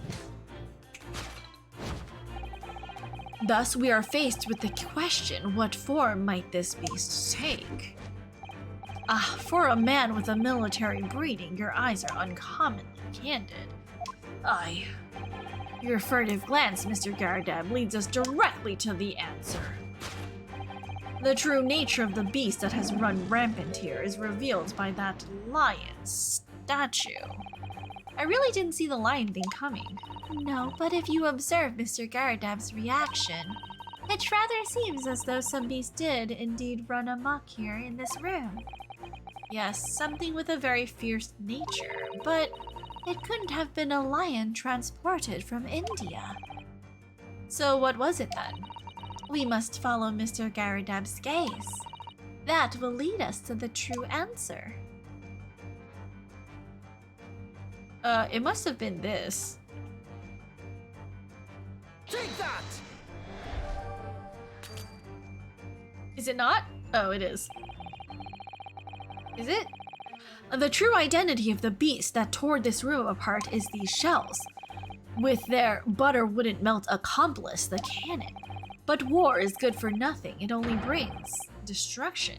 Something we must all strive to understand. That deduction was wanting in every way. Oh, is that not correct?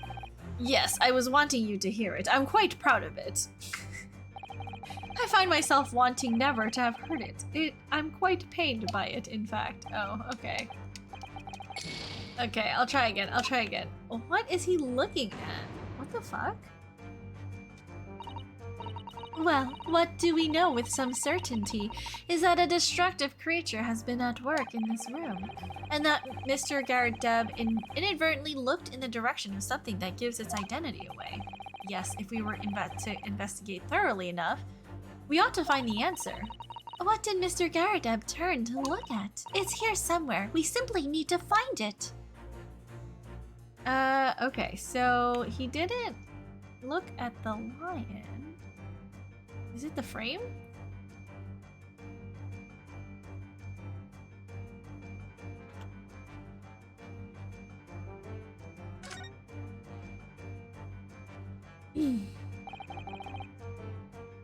What is this photograph? It appears to be from Mr. Garrett-Deb's wedding. He looks very happy, doesn't he? He does, but you can't make out his bride. No, how unfortunate. Something must have struck the glass directly over the woman's face. I wonder what happened. Probably best not to delve too deeply there.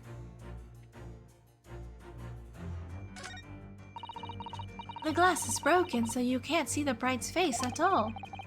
But no amount of cracks could hide the woman's plump form. I think powerful would be kinder than plump, Mr. Naruhodo. Yes, she certainly looks that. There's a lot of horsepower there. Not someone you'd want to upset, that's for sure.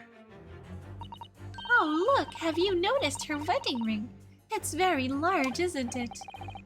Yes, that's an unusual design. It looks like some sort of embellished sunflower. Wait, is it the maid? Already officially March on the East Coast. Happy March, East Coasters! I hope you have... Wait, is it St. Patrick's Day? March... When is St. Patrick's Day? Is there anything else in this field of view? Like, there's literally nothing. I thought it was the mortar shells. I'm confused. What could it be? The only other thing is this picture. Should we present it? Let's present it. The 17. Oh, fuck.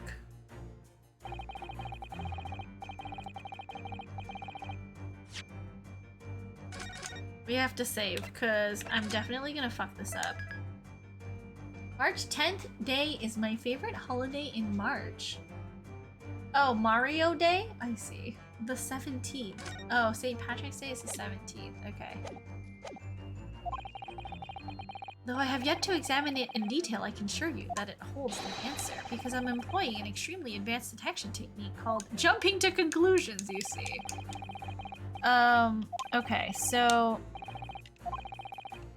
You do not have a turn for observation or deduction. Did that hurt? Yes, a lot. Okay, so... We've already lost that. We can't take it back. But let's, What the fuck? Well, what do we know with some certainty? Okay, so we've already... What could it be? We only have two things. Should I actually examine this? Okay. These are shells for the cannons, are they? What a strange place to keep them. I imagine they have some significance to Mr. Garrett-Deb from his time in the army. Woo! Saving cause we stupid! Woo! Definitely because I'm dumb. Oh, of course. He mentioned the battle to us before, didn't he? Do you remember? He said that he'd been shot in the knee. Perhaps it was one of these that hit him. If a round that size had hit his knee, there'd be nothing left of it. Or Mr. Garadeb, for that matter. Mr. Sholmes has a Persian slipper. And this man has spent shells. Perhaps it's customary in Britain to display, well, rubbish on the mantelpiece. Wait, so are you saying it's not this fucking lion? Well, this is the lion statue that Mr. Sholmes picked out. Yes, I wonder. Perhaps if you did live with a lion, it would prove to be a rather sweet companion. I think that's like a mouse trying to tell its family that the cat around the house is sweet. I suppose it is a bit of a flight of fancy, isn't it? Isn't that right, Hermes? Are you done? Are you done being hyper? Yeah, baby. Anyway, the beast we're looking for is something else. Let's have a good look around. What the fuck? Are we supposed to imply that it's the bride?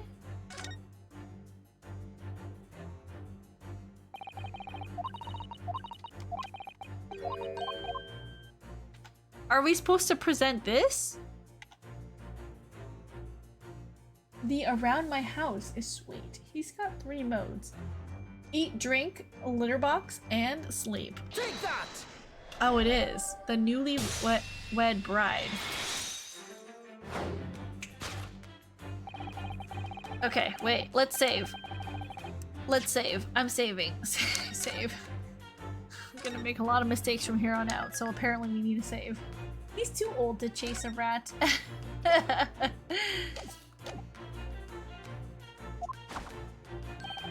Precisely, Mr. Naruhodo.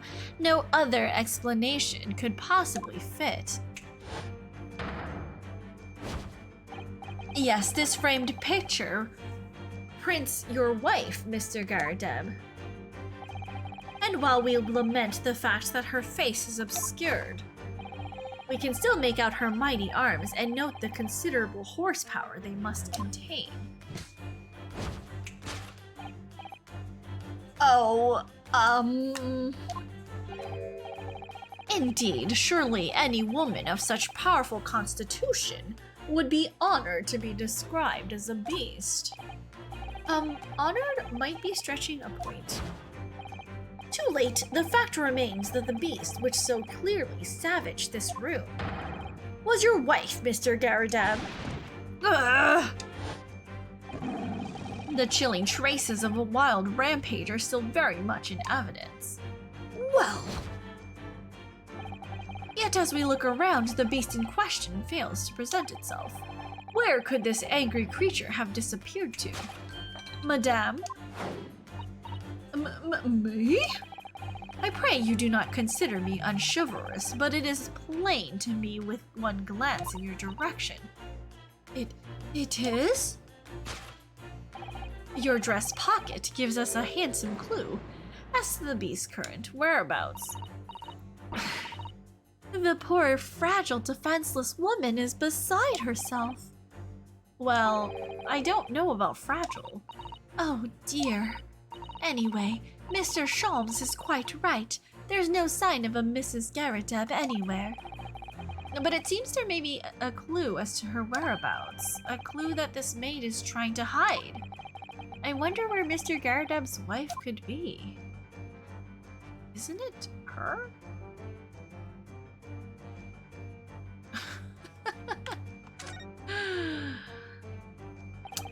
She's wearing a very large ring, look! Oh yes, a sunflower design with some rather nice embellishments. And it's on the ring finger of her left hand, which means it's surely a wedding ring. It looks like it's on there for life too. I can't imagine it would slide off a finger of that size. That's something to think, Mr. Naruhodo, not to say. Do you know, Mr. Garadeb's wife in the photograph had a ring very much like this one. It was a large sunflower design as well. Really? You have a great memory for these things. A large sunflower wedding ring. It's quite a coincidence that they have the same ring, isn't it? Present! Wait, we can't save, so we're gonna just present it. Nice, cool, okay. They really just called her fingers thick sausages. We're saving. We're saving. It's true, and it's something that you should never say to a lady, a woman. Don't say that her fingers are chonky, y'all. Did I save? Let's just save, just to be sure. Let's save.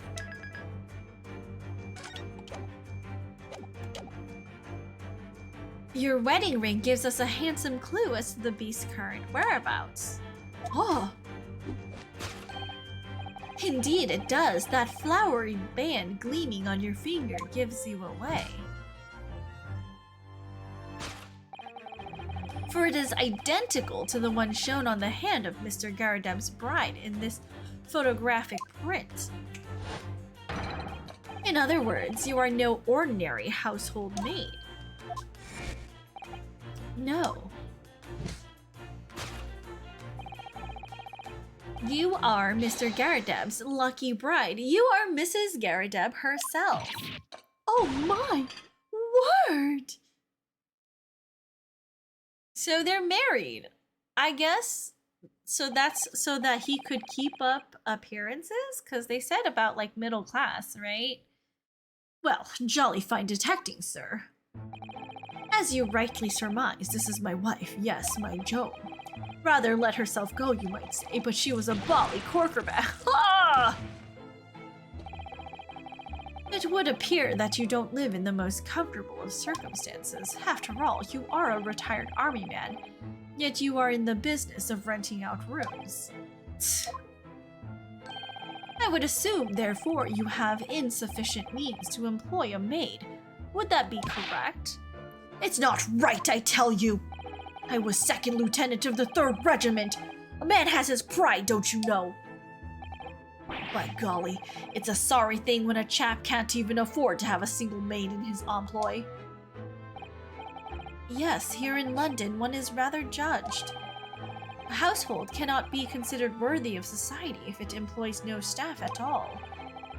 Though in my considered opinion, such concerns about appearances are a folly.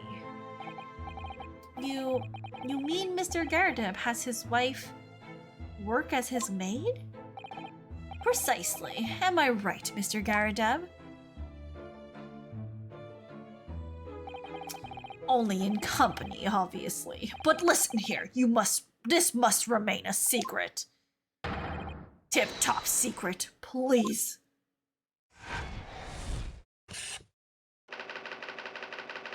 The raging wife of Mr. Garadeb. Solved!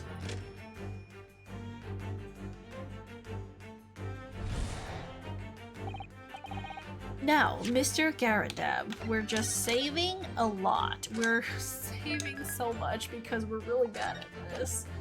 I'm really bad at this game that's afoot right now. It is plainly clear that you still have deep feelings for this formidable beast. Indeed, in that blithe pose, the distress this loss has caused you is veritably tangible. Your head weighs heavy on your shoulders, the pain you feel being revealed by that supporting arm. Mr. Sholmes is quite something. He's still calling Mr. Garadeb's wife a beast. The game is a bitch. It is. I agree. I agree 100% with you, Show. It is definitely something. Yes, as a woman, that feels rather uncomfortable. But Mrs. Garadeb is standing beside her husband as we speak. In other words, he hasn't lost his beloved at all, has he? Oh, how true! So perhaps that supporting arm that seems to be propping up his head has some other significance then. According to Mr. Sholmes, Mr. Garadeb's pain is tangible, though. What could that pose of his really signify? Oh, that he's hurt? Slapped cheek. Oh my, look at that. Oh, nope, wrong person. Oh my, look at that bright red mark. Gosh, that's quite something, and clearly made by somebody's hand. Yes, Mr. Garadeb has been slapped on the face, it seems. Hard. I've never seen such a clearly defined mark. Whoever could have done such a thing? Well, there's a very limited number of candidates, I'd say. Slapped cheek. Yup.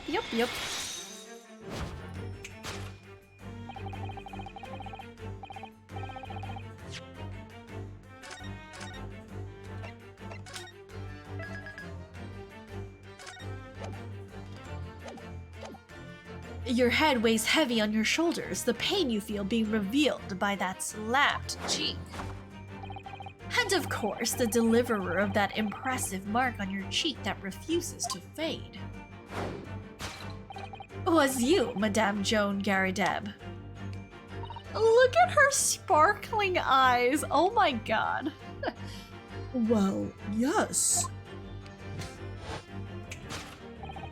You have been desperate to hide the slap mark on your cheek, sir. Ugh.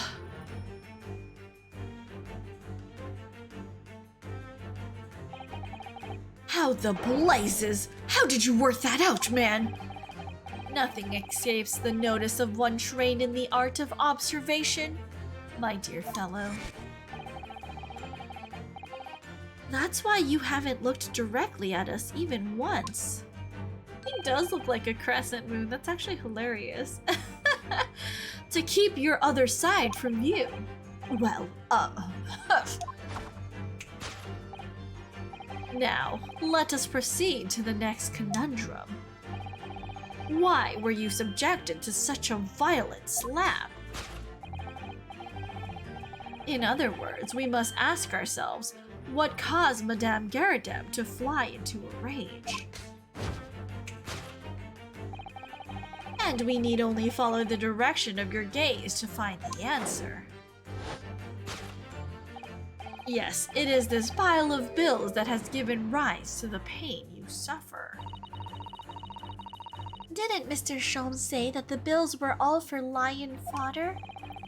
Yes, but now we've established that the lion never existed, which can only mean that the thing responsible for gobbling up all that food was Mr. Garadeb's wife. Mr. Naruhodo, she's a person, not a thing! Yes, well, she's also a person who gave her husband a mighty slap round the face. One so hard that it left a perfect hand mark, in fact. Yes, why would a woman want to hit her husband with such force, I wonder? I'd love to know the answer to that question. Hold on, let's, is that pile of bills gonna say the same thing? Let's just look at this. Oh. Ah, someone must be reading this book at the moment. There's a bookmark here, look. Mr. Garadeb is clearly an avid reader. Oh, wait a minute. I don't think this is a bookmark. Oh no, so it isn't. It's a note written in a woman's hand.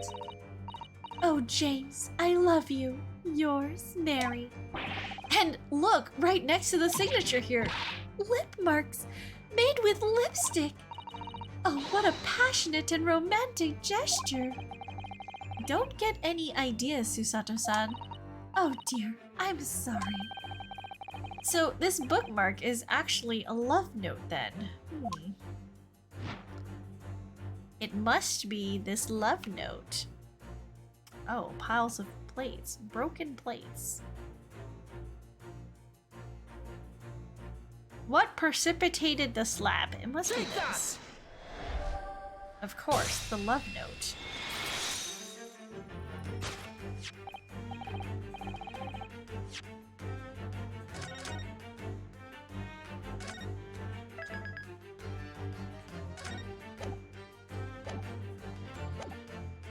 Yes, it is this love note that has given rise to the pain you suffer. Oh, James, I love you. Yours, Mary. Passionate indeed. Perhaps the sender of this note, a certain Miss Mary, is the fly in the ointment here. Ugh! But I don't know the Bali woman. You don't know her? That note wasn't written to me. It was just in the book. I don't know how it got there. It was just in there, you say? That's right. That's what I've been A likely story. Now listen here, Joan, old thing. I explained at the time. I bought the book at that secondhand place, and that note must have already been in there. So, the previous owner of the book was using the note as a bookmark, you mean? That's right. That's what I've been A likely story. For heaven's sake, woman, look at the name. It's written to James. My name, in case you've forgotten, is John. A likely story. Are you questioning my name now? Hence, there we have it. Arouse the suspicions of the female heart, and you unleash a beast with a most ferocious bite. Now, in a final fit of rage, the ferocious beast carried out one last unimaginable attack. Unimaginable? The aftermath of which can be clearly seen by observing the carpet over there. A very expensive woolen carpet, if I'm not mistaken. Oh, dearie me. What could have caused such a destructive outburst? This time, madame, I'm afraid it is you who has inadvertently revealed the truth to me. Your wandering eye has settled upon the answer very neatly indeed. Yes, to explain the dire state of the carpet, we need only look at the Tower of Cakes. But surely Mrs. Garadeb didn't eat the carpet. What have you done to me, princess? Hello, Clayton. Are you still playing Muse Dash? Are you addicted to Muse Dash? No, of course not. But there doesn't seem to be any doubt that the state of disarray that this room is in is a result of her wild temper. I have to save so that in case we make a mistake. Well, I hope you're enjoying your addiction, Clayton. At least. No, that's true. So this is the last part of Mr. Shum's seduction that we need to fix. We need only to follow Mrs. Garadeb's gaze and that will tell us the real answer. Alright, let's see what we can see. Yes. Dire state of the carpet. We only need to look... No, I think it's this, right? This candle? The carpet here has been ripped to shreds. Yes, and according to Mr. Shum's deduction, the tears match those made by an Indian lion's teeth exactly. I've been trying to beat this map for like an hour. Whoopsies! You can do it, Clayton. I believe in you. Oh, look here. What is it? If you look closely at the edge, you can see scorch marks. Oh yes, you can. In that case, perhaps the carpet wasn't eaten in the normal sense at all. Let's rethink this with that in mind. Is it this? This looks like a very old candlestick, doesn't it? The base looks too small. Surely it's very unstable. It looks to me like even the slightest knock would make it topple over. Oh dear, that would be dangerous. Wait, take a closer look at this. There's one candle missing. Yes, I didn't notice that before. Why is that, I wonder? Why is one candle of the three missing from its holder? Okay, so do we present this one then? I think we do. Take that! What?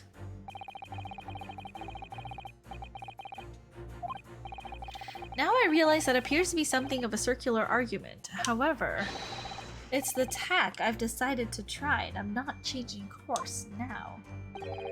What spectacularly contrived logic led you to... Wait, so I guess we had to do the candlestick then instead of the candle? Oh, well, it's supposed to be a logic and reasoning spectacular, so I thought I'd contribute to the show. This is my show, Mr. Naruhodo. Kindly perform any peculiar experiments on your own stage. Ugh, sorry. Okay, so is it the candlestick? The real question here is, was the carpet actually eaten by something, or did something else happen to it? Perhaps that would be answered by examining the carpet in more detail. If we can find another possible explanation, maybe it will lead us to the right answer. Good idea. Yes, the point is, how did the carpet end up like that? Okay, so I guess it is this then. Take that! That's so dumb. That is so dumb. That is so dumb. That was literally like the same point, right? Like that is so dumb. I don't understand how why they're basically the same thing. That's not fair. My goodness. Okay. Anyways, most illuminating, my dear fellow, and of course the only possible way out of this logical labyrinth. Yes, the remnants of a ferocious attack in which the carpet was devoured are clearly visible. Indeed, they are. The scorch marks at the edge clearly give the truth away. Scorch marks? It would appear that the room was the scene of a little marital altercation. Mrs. Garadeb's mighty arm muscles left an impression not only on her husband's face,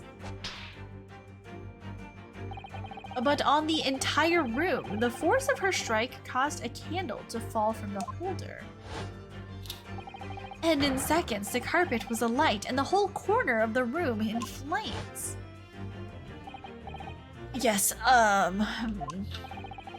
for the most ferocious beast in this world is neither a violent lion nor a vengeful woman, but fire.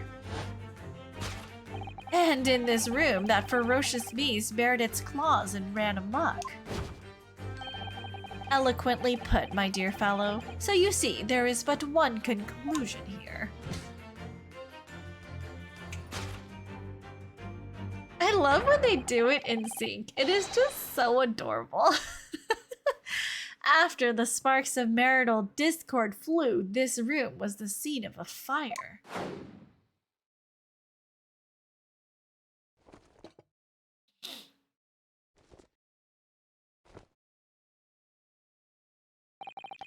Mr. Sholmes, sir, I salute you! Oh, did he faint? Okay. Carpet scorched by a small fire. Solved. I love this like little silhouette. It is so adorable. Elementary. Deduction complete. It's these dashed long winter nights, you know. Nothing to do but read in front of the fire. Luckily, there's a jolly good secondhand bookshop just around the corner. Buy all my novels there. And in the pages of one particular novel, you discovered some rather illicit material. For which your wife admonished you harshly, it seems. Don't know about admonished. Demolished might be rather closer to the mark. And a beast is most... This man is so frail he might actually die.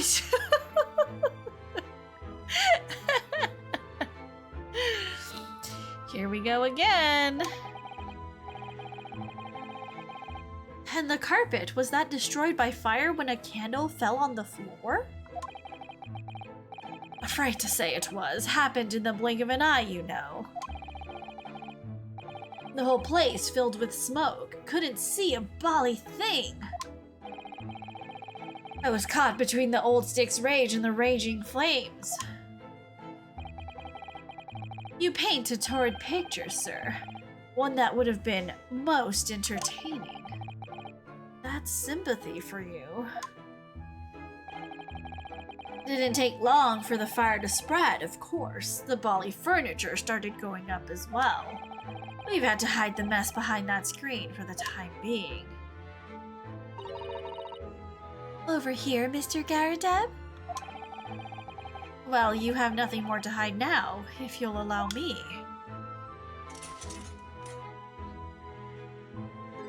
Ah, there it is. Had all my favorite old novels in that case. But as soon as the fire got hold of them, that was it. Whoosh! Up in smoke. Gosh. Then the wife started hurling things at me. What a terrible sight it must have been. There was I, back up against the window, under heavy enemy fire, incendiary books coming 10 to the dozen. Worst of it, I lost my favorite book called The Lion's Pride. The Lion's Pride? Ah yes, your notorious love of big cats coming through again. I assure you, the title didn't influence my choice in the slightest. So the poor man really did lose something dear to him as a result of the ferocious beast's rampage. Mr. Shom's deductions turned out to be correct once again. Susato! No! No, they were not correct. We corrected them. It was us. Please give me credit. Please. It was not him. It can only be described as the Great British Wonder.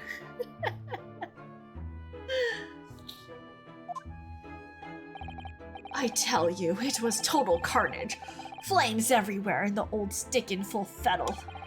Out of interest, what time of day was that? Not sure I can remember. It was 2 days ago now. Let's see, around 5 o'clock, I think. So, at the exact same time, as a terrifying incident was unfolding outside your window on the street below. Huh. Even more terrifying on the inside, I can assure you. The whole Blightly could have been flattened outside my window at the moment, and I wouldn't have noticed a dashed thing. Oh, really?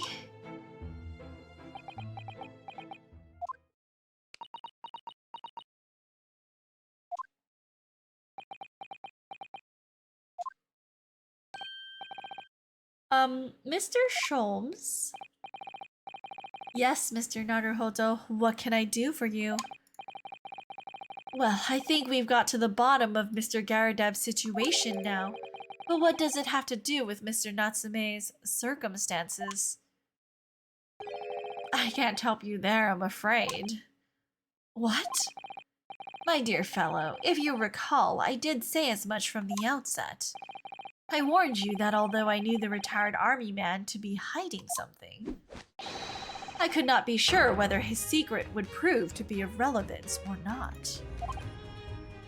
I just knew you were going to say that. Now, Mr. Naruhodo, you mustn't lose heart. Bear in mind that all things fall into one of only 2 categories. Those relevant to the case and those not. I mean, I guess?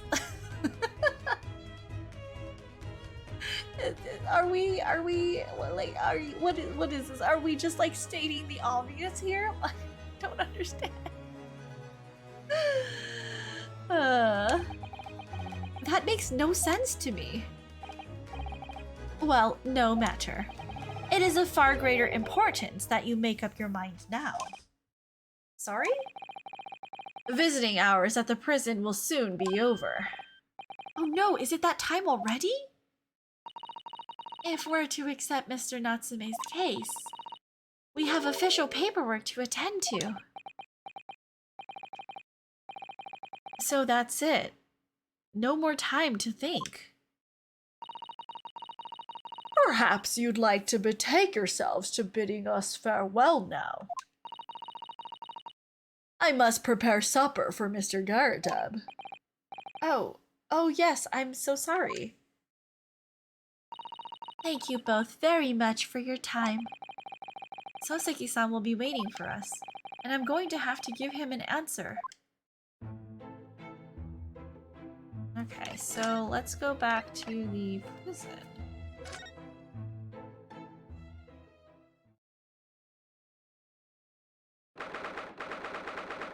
Uh-oh, this isn't the prison.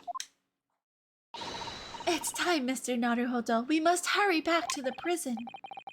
Yes, I know. Let's hail a cab. Oh. What's the matter? It looks like something's going on over there in front of the Garadeb's house. What is this man? Excuse me?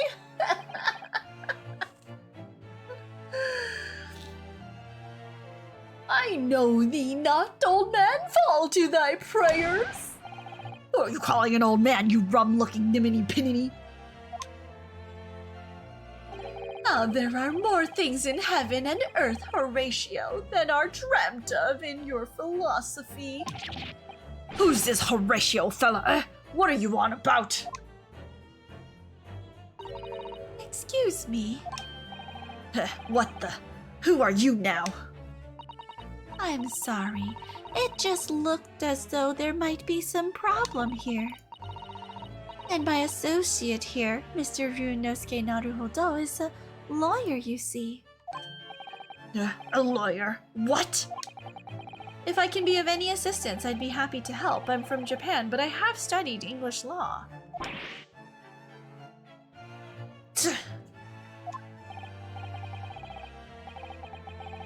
Fine, I'll be on me way for today, but you mark my words. This ain't over yet. Get thee to a nunnery. Do I look like a blooming nun to you? For like 8 weeks. What is this craziness? I do hope you're not injured. Oh, fair Eastern maiden, thou art so gentle. Thank you. What was that all about? There are more things in heaven and earth, Horatio, than are dreamt of in your philosophy. I'm not Horatio either. Forgive the inquiry, sir, but are you a lodger here in the Garadeb residence? Oh, fair Eastern maiden, thou art so right. Yes, I do dwell in this humble abode. Mr. Garadeb mentioned that he had another lodger, didn't he? This must be the man. My guy looks like a young lad who loves berries and cream. What's that, what was it? Because I remember when I watched Puss in Boots. God, what was it? The bad guy, that sticks his thumb in the pie. I did. No one will understand that reference. Wait, is that what the reference was? It's the guy from that fairy tale that sticks his thumb in the pie. Did I get it right? What's it?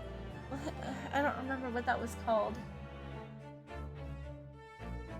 Do you happen to know the other lodger who lives on the first floor? Ah, yes, a gentleman named Natsume. Oh, more worthy a polemist in my battle of words ne'er could there be. Sorry? Battle, did you say? No, it was a Skittles commercial or a Starburst one. I forget which. Oh, I see. Okay. I'm sorry, I didn't understand the reference.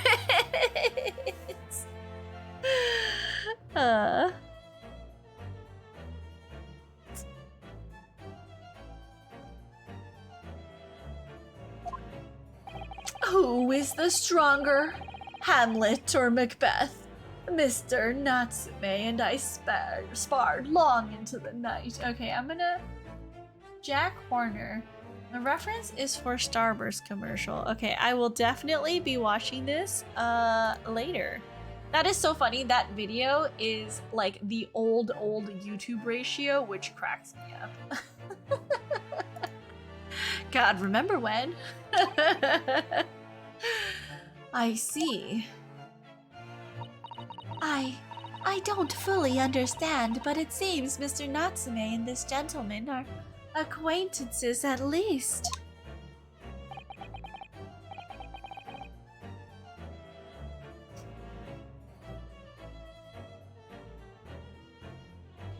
So fair maiden, so good gentleman.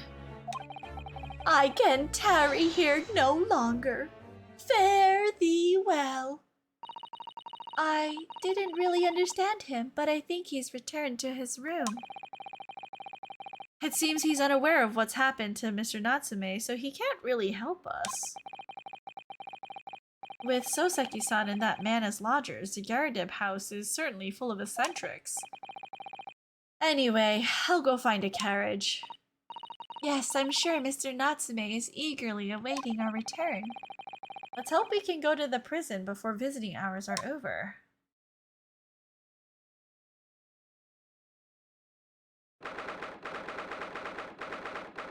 Oh, what was this? A watch streak? Thank you. I don't know if you want me to say your name or not, because I didn't know that this was a thing. Apparently, I saw this in someone else's stream like yesterday, and they were like, "Oh, it said only I could see it," and then like everyone in chat could see it, so everyone was just like laughing, like, "Oh, ha ha ha." So weird.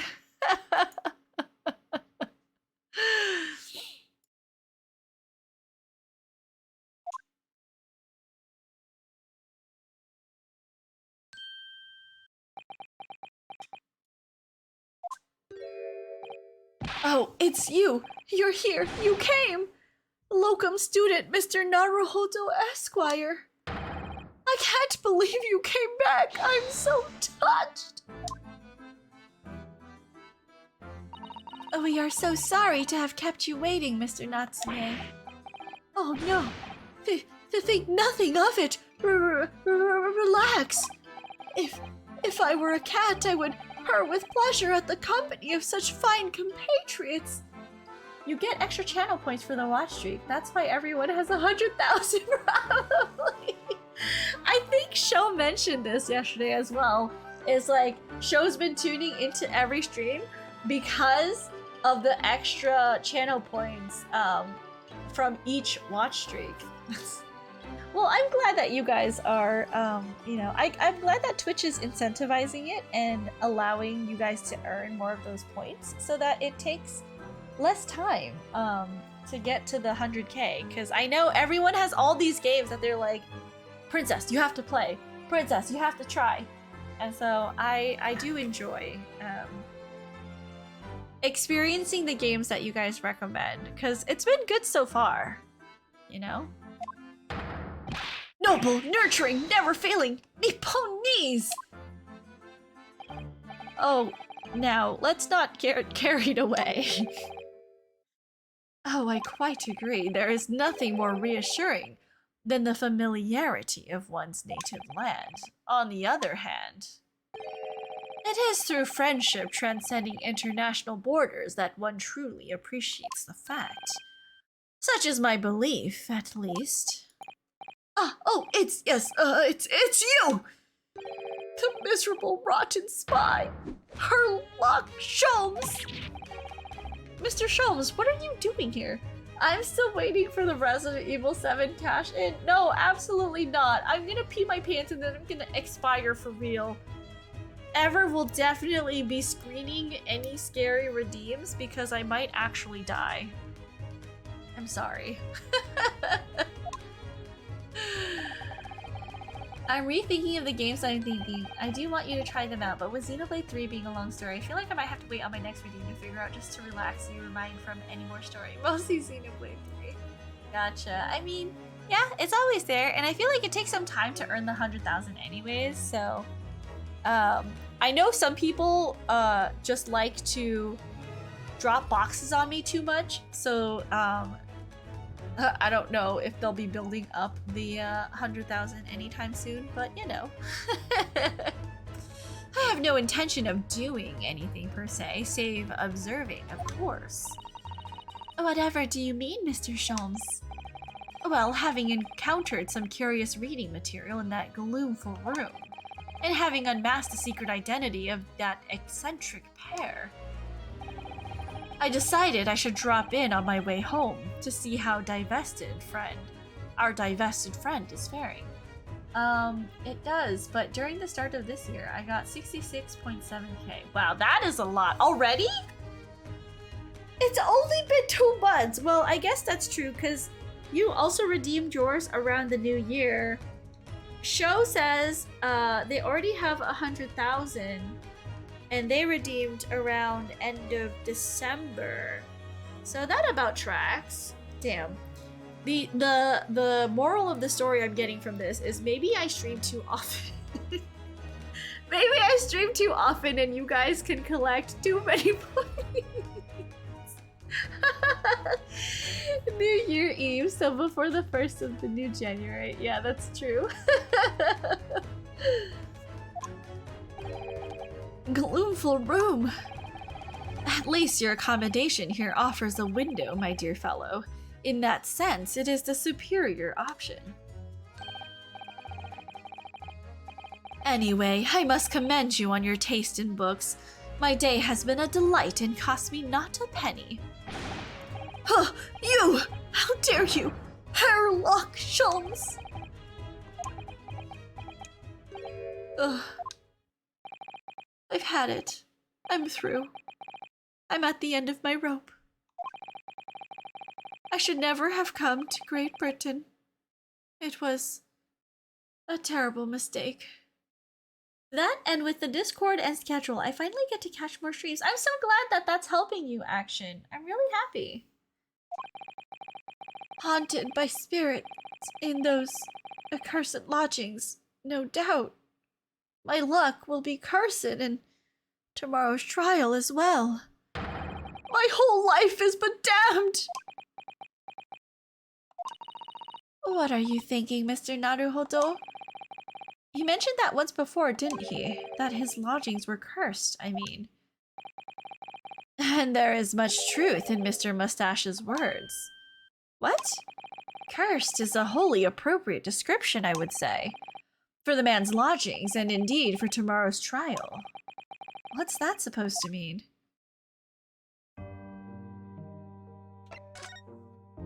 Cursed trial. Mr. Natsume, what did you mean by what you just said now? About the trial tomorrow being cursed? Oh no! Why are you looking so grave? You're making me nervous! I was just getting carried away, that's all. I didn't mean anything by it. Oh, I see. That's really agitated him. You don't mean the trial really is cursed somehow? Are you referring to the prosecutor, the Reaper of the Bailey? The Reaper? Oh no, what do you mean? Please tell me, summarize it succinctly in 16 salient words. No defendant has ever survived a trial in which the Reaper stands for the prosecution. Ever. Oh my goodness, can it really be true? That was 16 words exactly! Yesterday, Mr. Naruhodo successfully defended someone against the Reaper. But then, after the trial was over, the defendant passed away in unusual circumstances. Mr. McGriddle. What?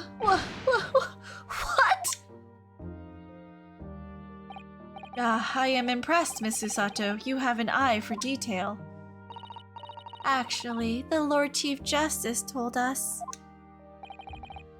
Mr. Sholmes, Surely it can't be that having failed to have the accused convicted, Lord Van Zeeks killed the man himself? Oh no, he couldn't have, surely. You have some wonderful notions. Sorry? The man isn't a mass murderer, he's a court prosecutor, my dear fellow. Oh, yes. Why, of course he is. Of course he is. Then why are you trying to scare me? It could be said, however, that the real truth about the man is even more terrifying than your hypothesis. What on earth do you mean by that? The Reaper. Van Zeeks is quite an exceptional man. However, in London courts of law, exceptional does not equate to winning every case without exception. That's good. Souseki-san looks like he's going to cry tears of joy. As you are no doubt aware, in a British criminal trial, there is both a judge and a jury. The judge officiates based on the letter of the law, whilst the jury offers public opinion and common sense.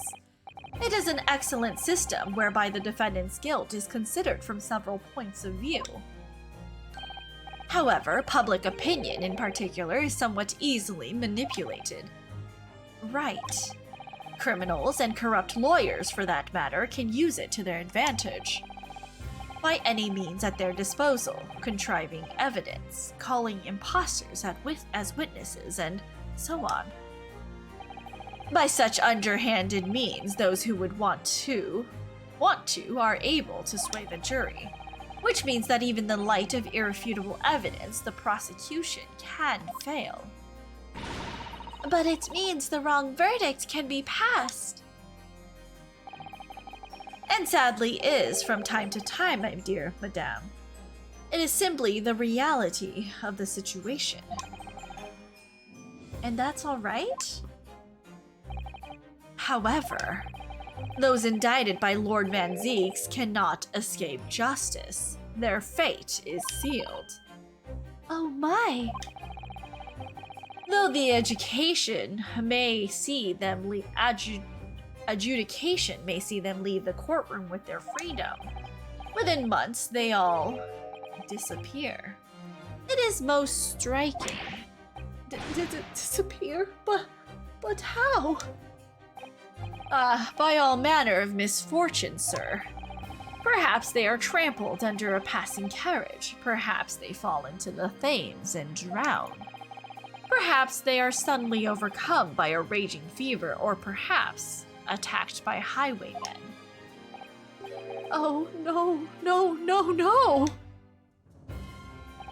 All examples of the reality of events here in London, I'm afraid, Mr. Naruhodo.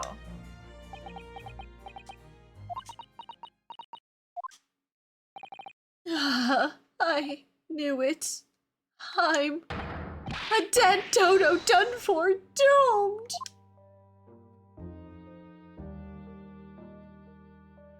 Cursed lodgings. When you said accursed lodgings before, you were referring to your room at Mr. Garadeb's house, I assume. Do you mean to say you believe the place is cursed? It's been a year now since I came to Great Britain. But I'd only been in London a week before I started to notice strange feelings in myself. That didn't take long then. Everywhere I looked, there were foreign faces staring at me, laughing behind my back. I was sure people were talking about me. I started to become nervous about going outside. They were always staring at me, all the time, from dawn till dusk. So I shut myself away in my room, but even that didn't help. The fear wouldn't go away. You must have been very lonely having been away from your homeland for such a long time. I've had to move a number of times, most recently to that room on Briar Road a week ago now. Yes, why did you choose there? It seems a little inconvenient. The rent is cheap. I have so little money, it appealed to me straight away. Of course, I asked why it was so affordable. The landlord just simpered and said, "The room is cursed." Oops! He quickly tried to cover his mistake, but it was too late. So I told him, "If you have something to say, then say it! But if not, don't mention it in the first place!" Yes, well said. But it was true. It was all true. You mean the room really is cursed then? Ever since I moved into that windowless hellhole, my sleep has been plagued with nightmares. I awake feeling as though I'm being choked to death. And in my waking hours, people are stabbed in front of me as I walk down the street. I'm branded a killer, thrown in prison. Nobody wants to know me. I'm surrounded by scary, sinister spirits. If only there was someone, just one person on my side. Can no one find it in his or her heart to believe in me? Really? No one at all? To believe, yes, to believe.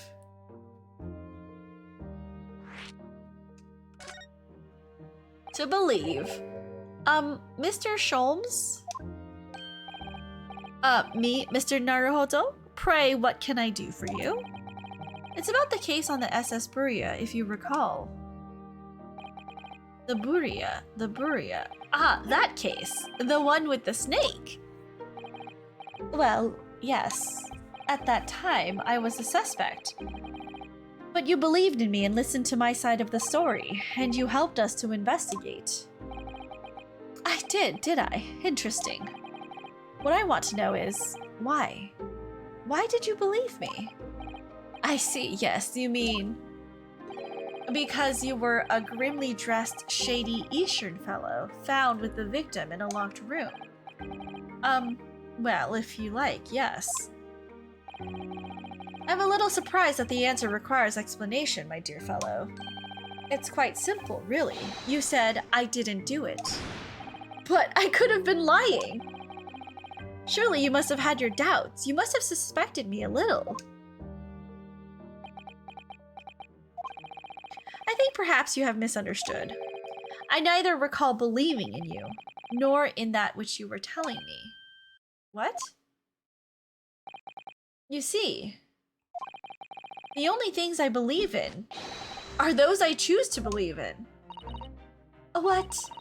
What do you mean, Mr. Sholmes? I make up my own mind about what is to be believed and what is not.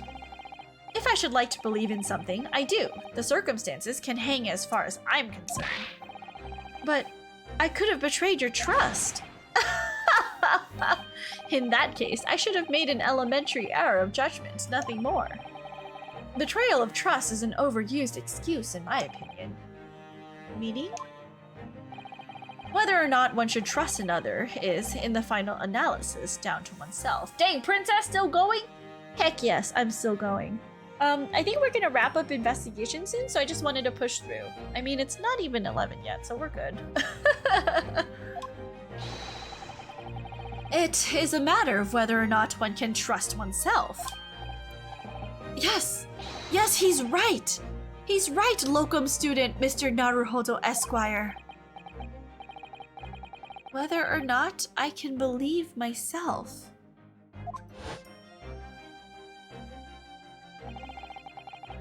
A defense lawyer is only as good as his faith in his client. And that comes down to how much faith he has in himself. You were so right, Kazuma.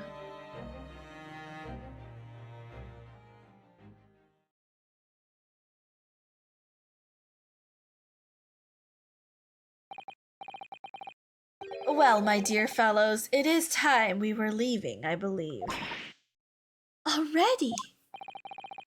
Visiting hours are over. The guard will be here shortly to escort us out.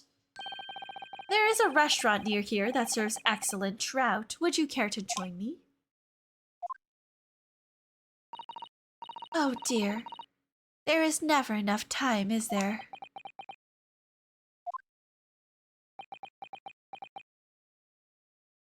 Oh, is it raining? Oh, I think it's raining outside. Nice. I love the sound of rain when I go to bed. Mr. Natsume, if you'd like, in the trial tomorrow, I'd be happy to represent you.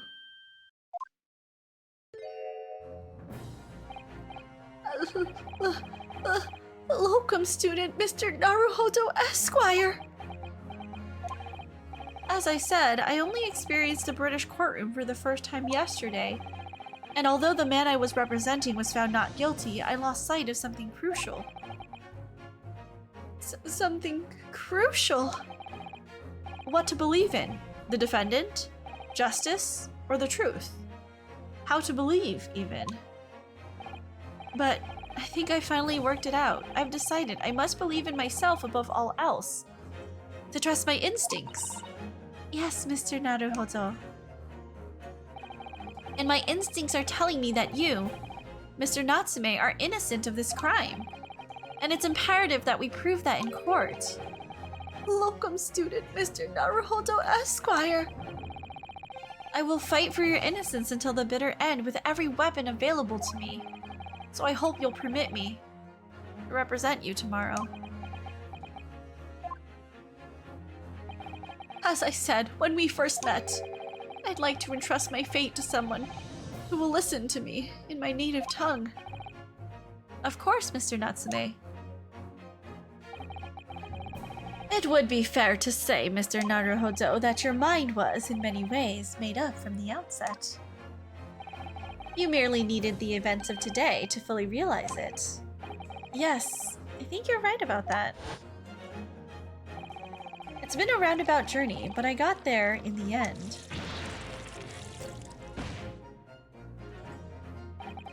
Miss Susato. Yes. Would you be willing to stand by my side tomorrow and help me in court? Absolutely. As I said this morning, you may consider me your personal judicial assistant.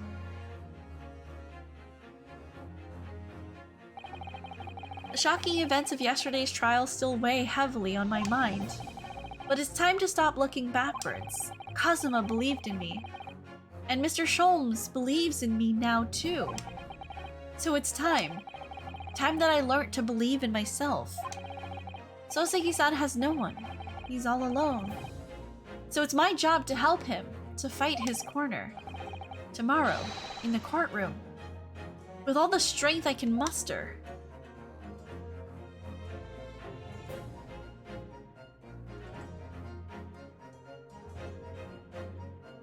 Finally. I feel like we learned nothing. At least, like, I feel like in the other games, weren't there at least some things that we knew going into the trial? Like, I'm gonna call it now, but, like, I thought that we always knew at least something about the crime. Or, like, had a vague idea. Like, this, we know nothing. We got a map of the street. Very, like, roundabout way, we learned that there was a fight between the couple that had a house on the corner of where the incident happened, and then, like, met the tenant downstairs. Like, that's all that happened.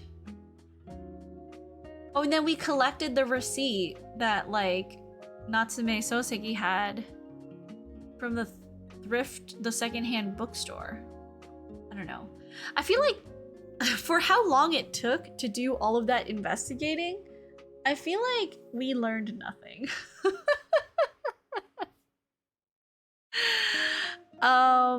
Anyways, let's see. Who can we say hello to here? Let's take a look. We have Ani, who was in yesterday, Whisper, playing Lost Odyssey. What's this? I don't know what Lost Odyssey is. Is it like a fun game? Lost Odyssey is set in a world in which a magic industrial revolution is taking place. This is like a very, very long, like... Oh, it's RPG strategy is what Whisper is playing. Yunmatsu, who gave me a follow the other day, recently, she's playing The Forest. Adventure game, puzzle, simulation, indie game, action. It is in first person view though, which I'm not a fan of. Starry's playing League. Let's say hi to Annie, or Ani. Ani is doing Spicy Classroom. Is she doing some... Oh, she's learning some kanji, I think.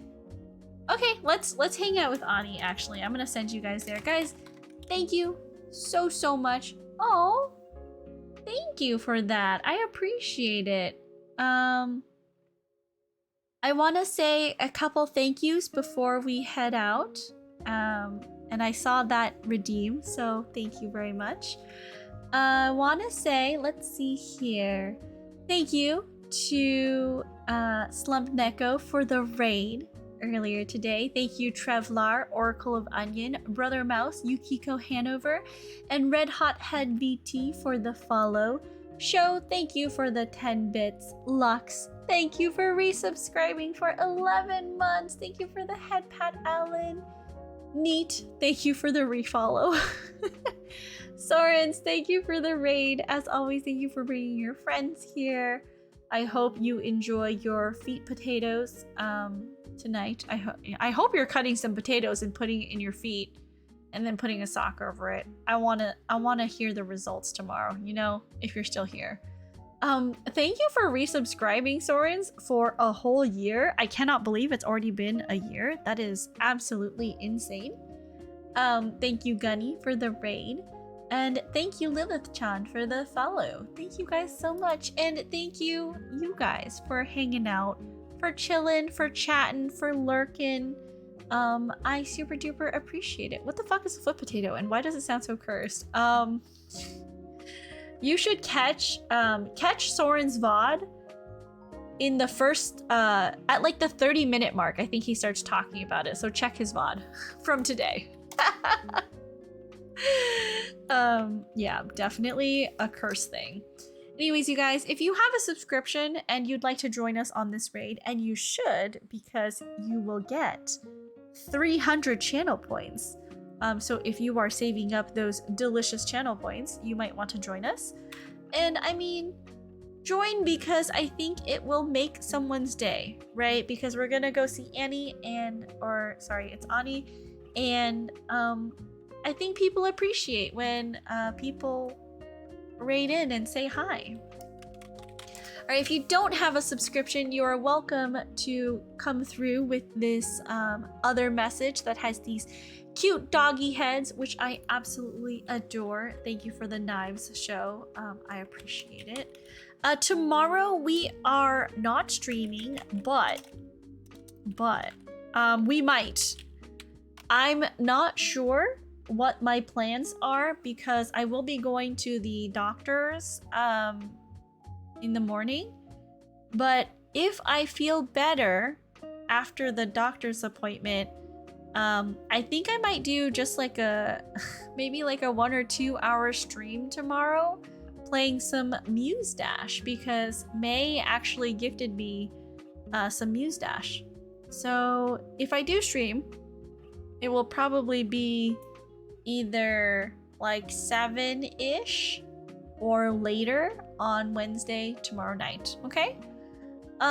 If things change, I will be making an announcement in the Discord in Puppy Playtime, and I will also be tweeting out that I'm going live, just in case you know, you'd like to continue your watch streak. All right, and with that news, let's raid out. As always, you guys, please be happy, please be healthy. But most of all, please be kind. Be kind to others because you never know what a smile, hug, or hello can do for someone who's having a bad day. And be kind to yourselves. Make sure you're staying hydrated. Make sure you are getting up, stretching your legs every once in a while. And, you know, touch some grass, smell some roses directly from the rose bush. Because if you don't, you could get an embolism. Nope, an embolism. Embolism, what the heck did I just say? You could get an embolism and you could die. And then I'd be very sad, okay? Alright, my puppies, if I don't see you tomorrow, I will see you later. Hopefully me and Ever will be finishing Cuphead this week. Watch out for that. Alright, I love you, my puppies. Good night and goodbye. Bye, bye, bye, bye, bye, bye.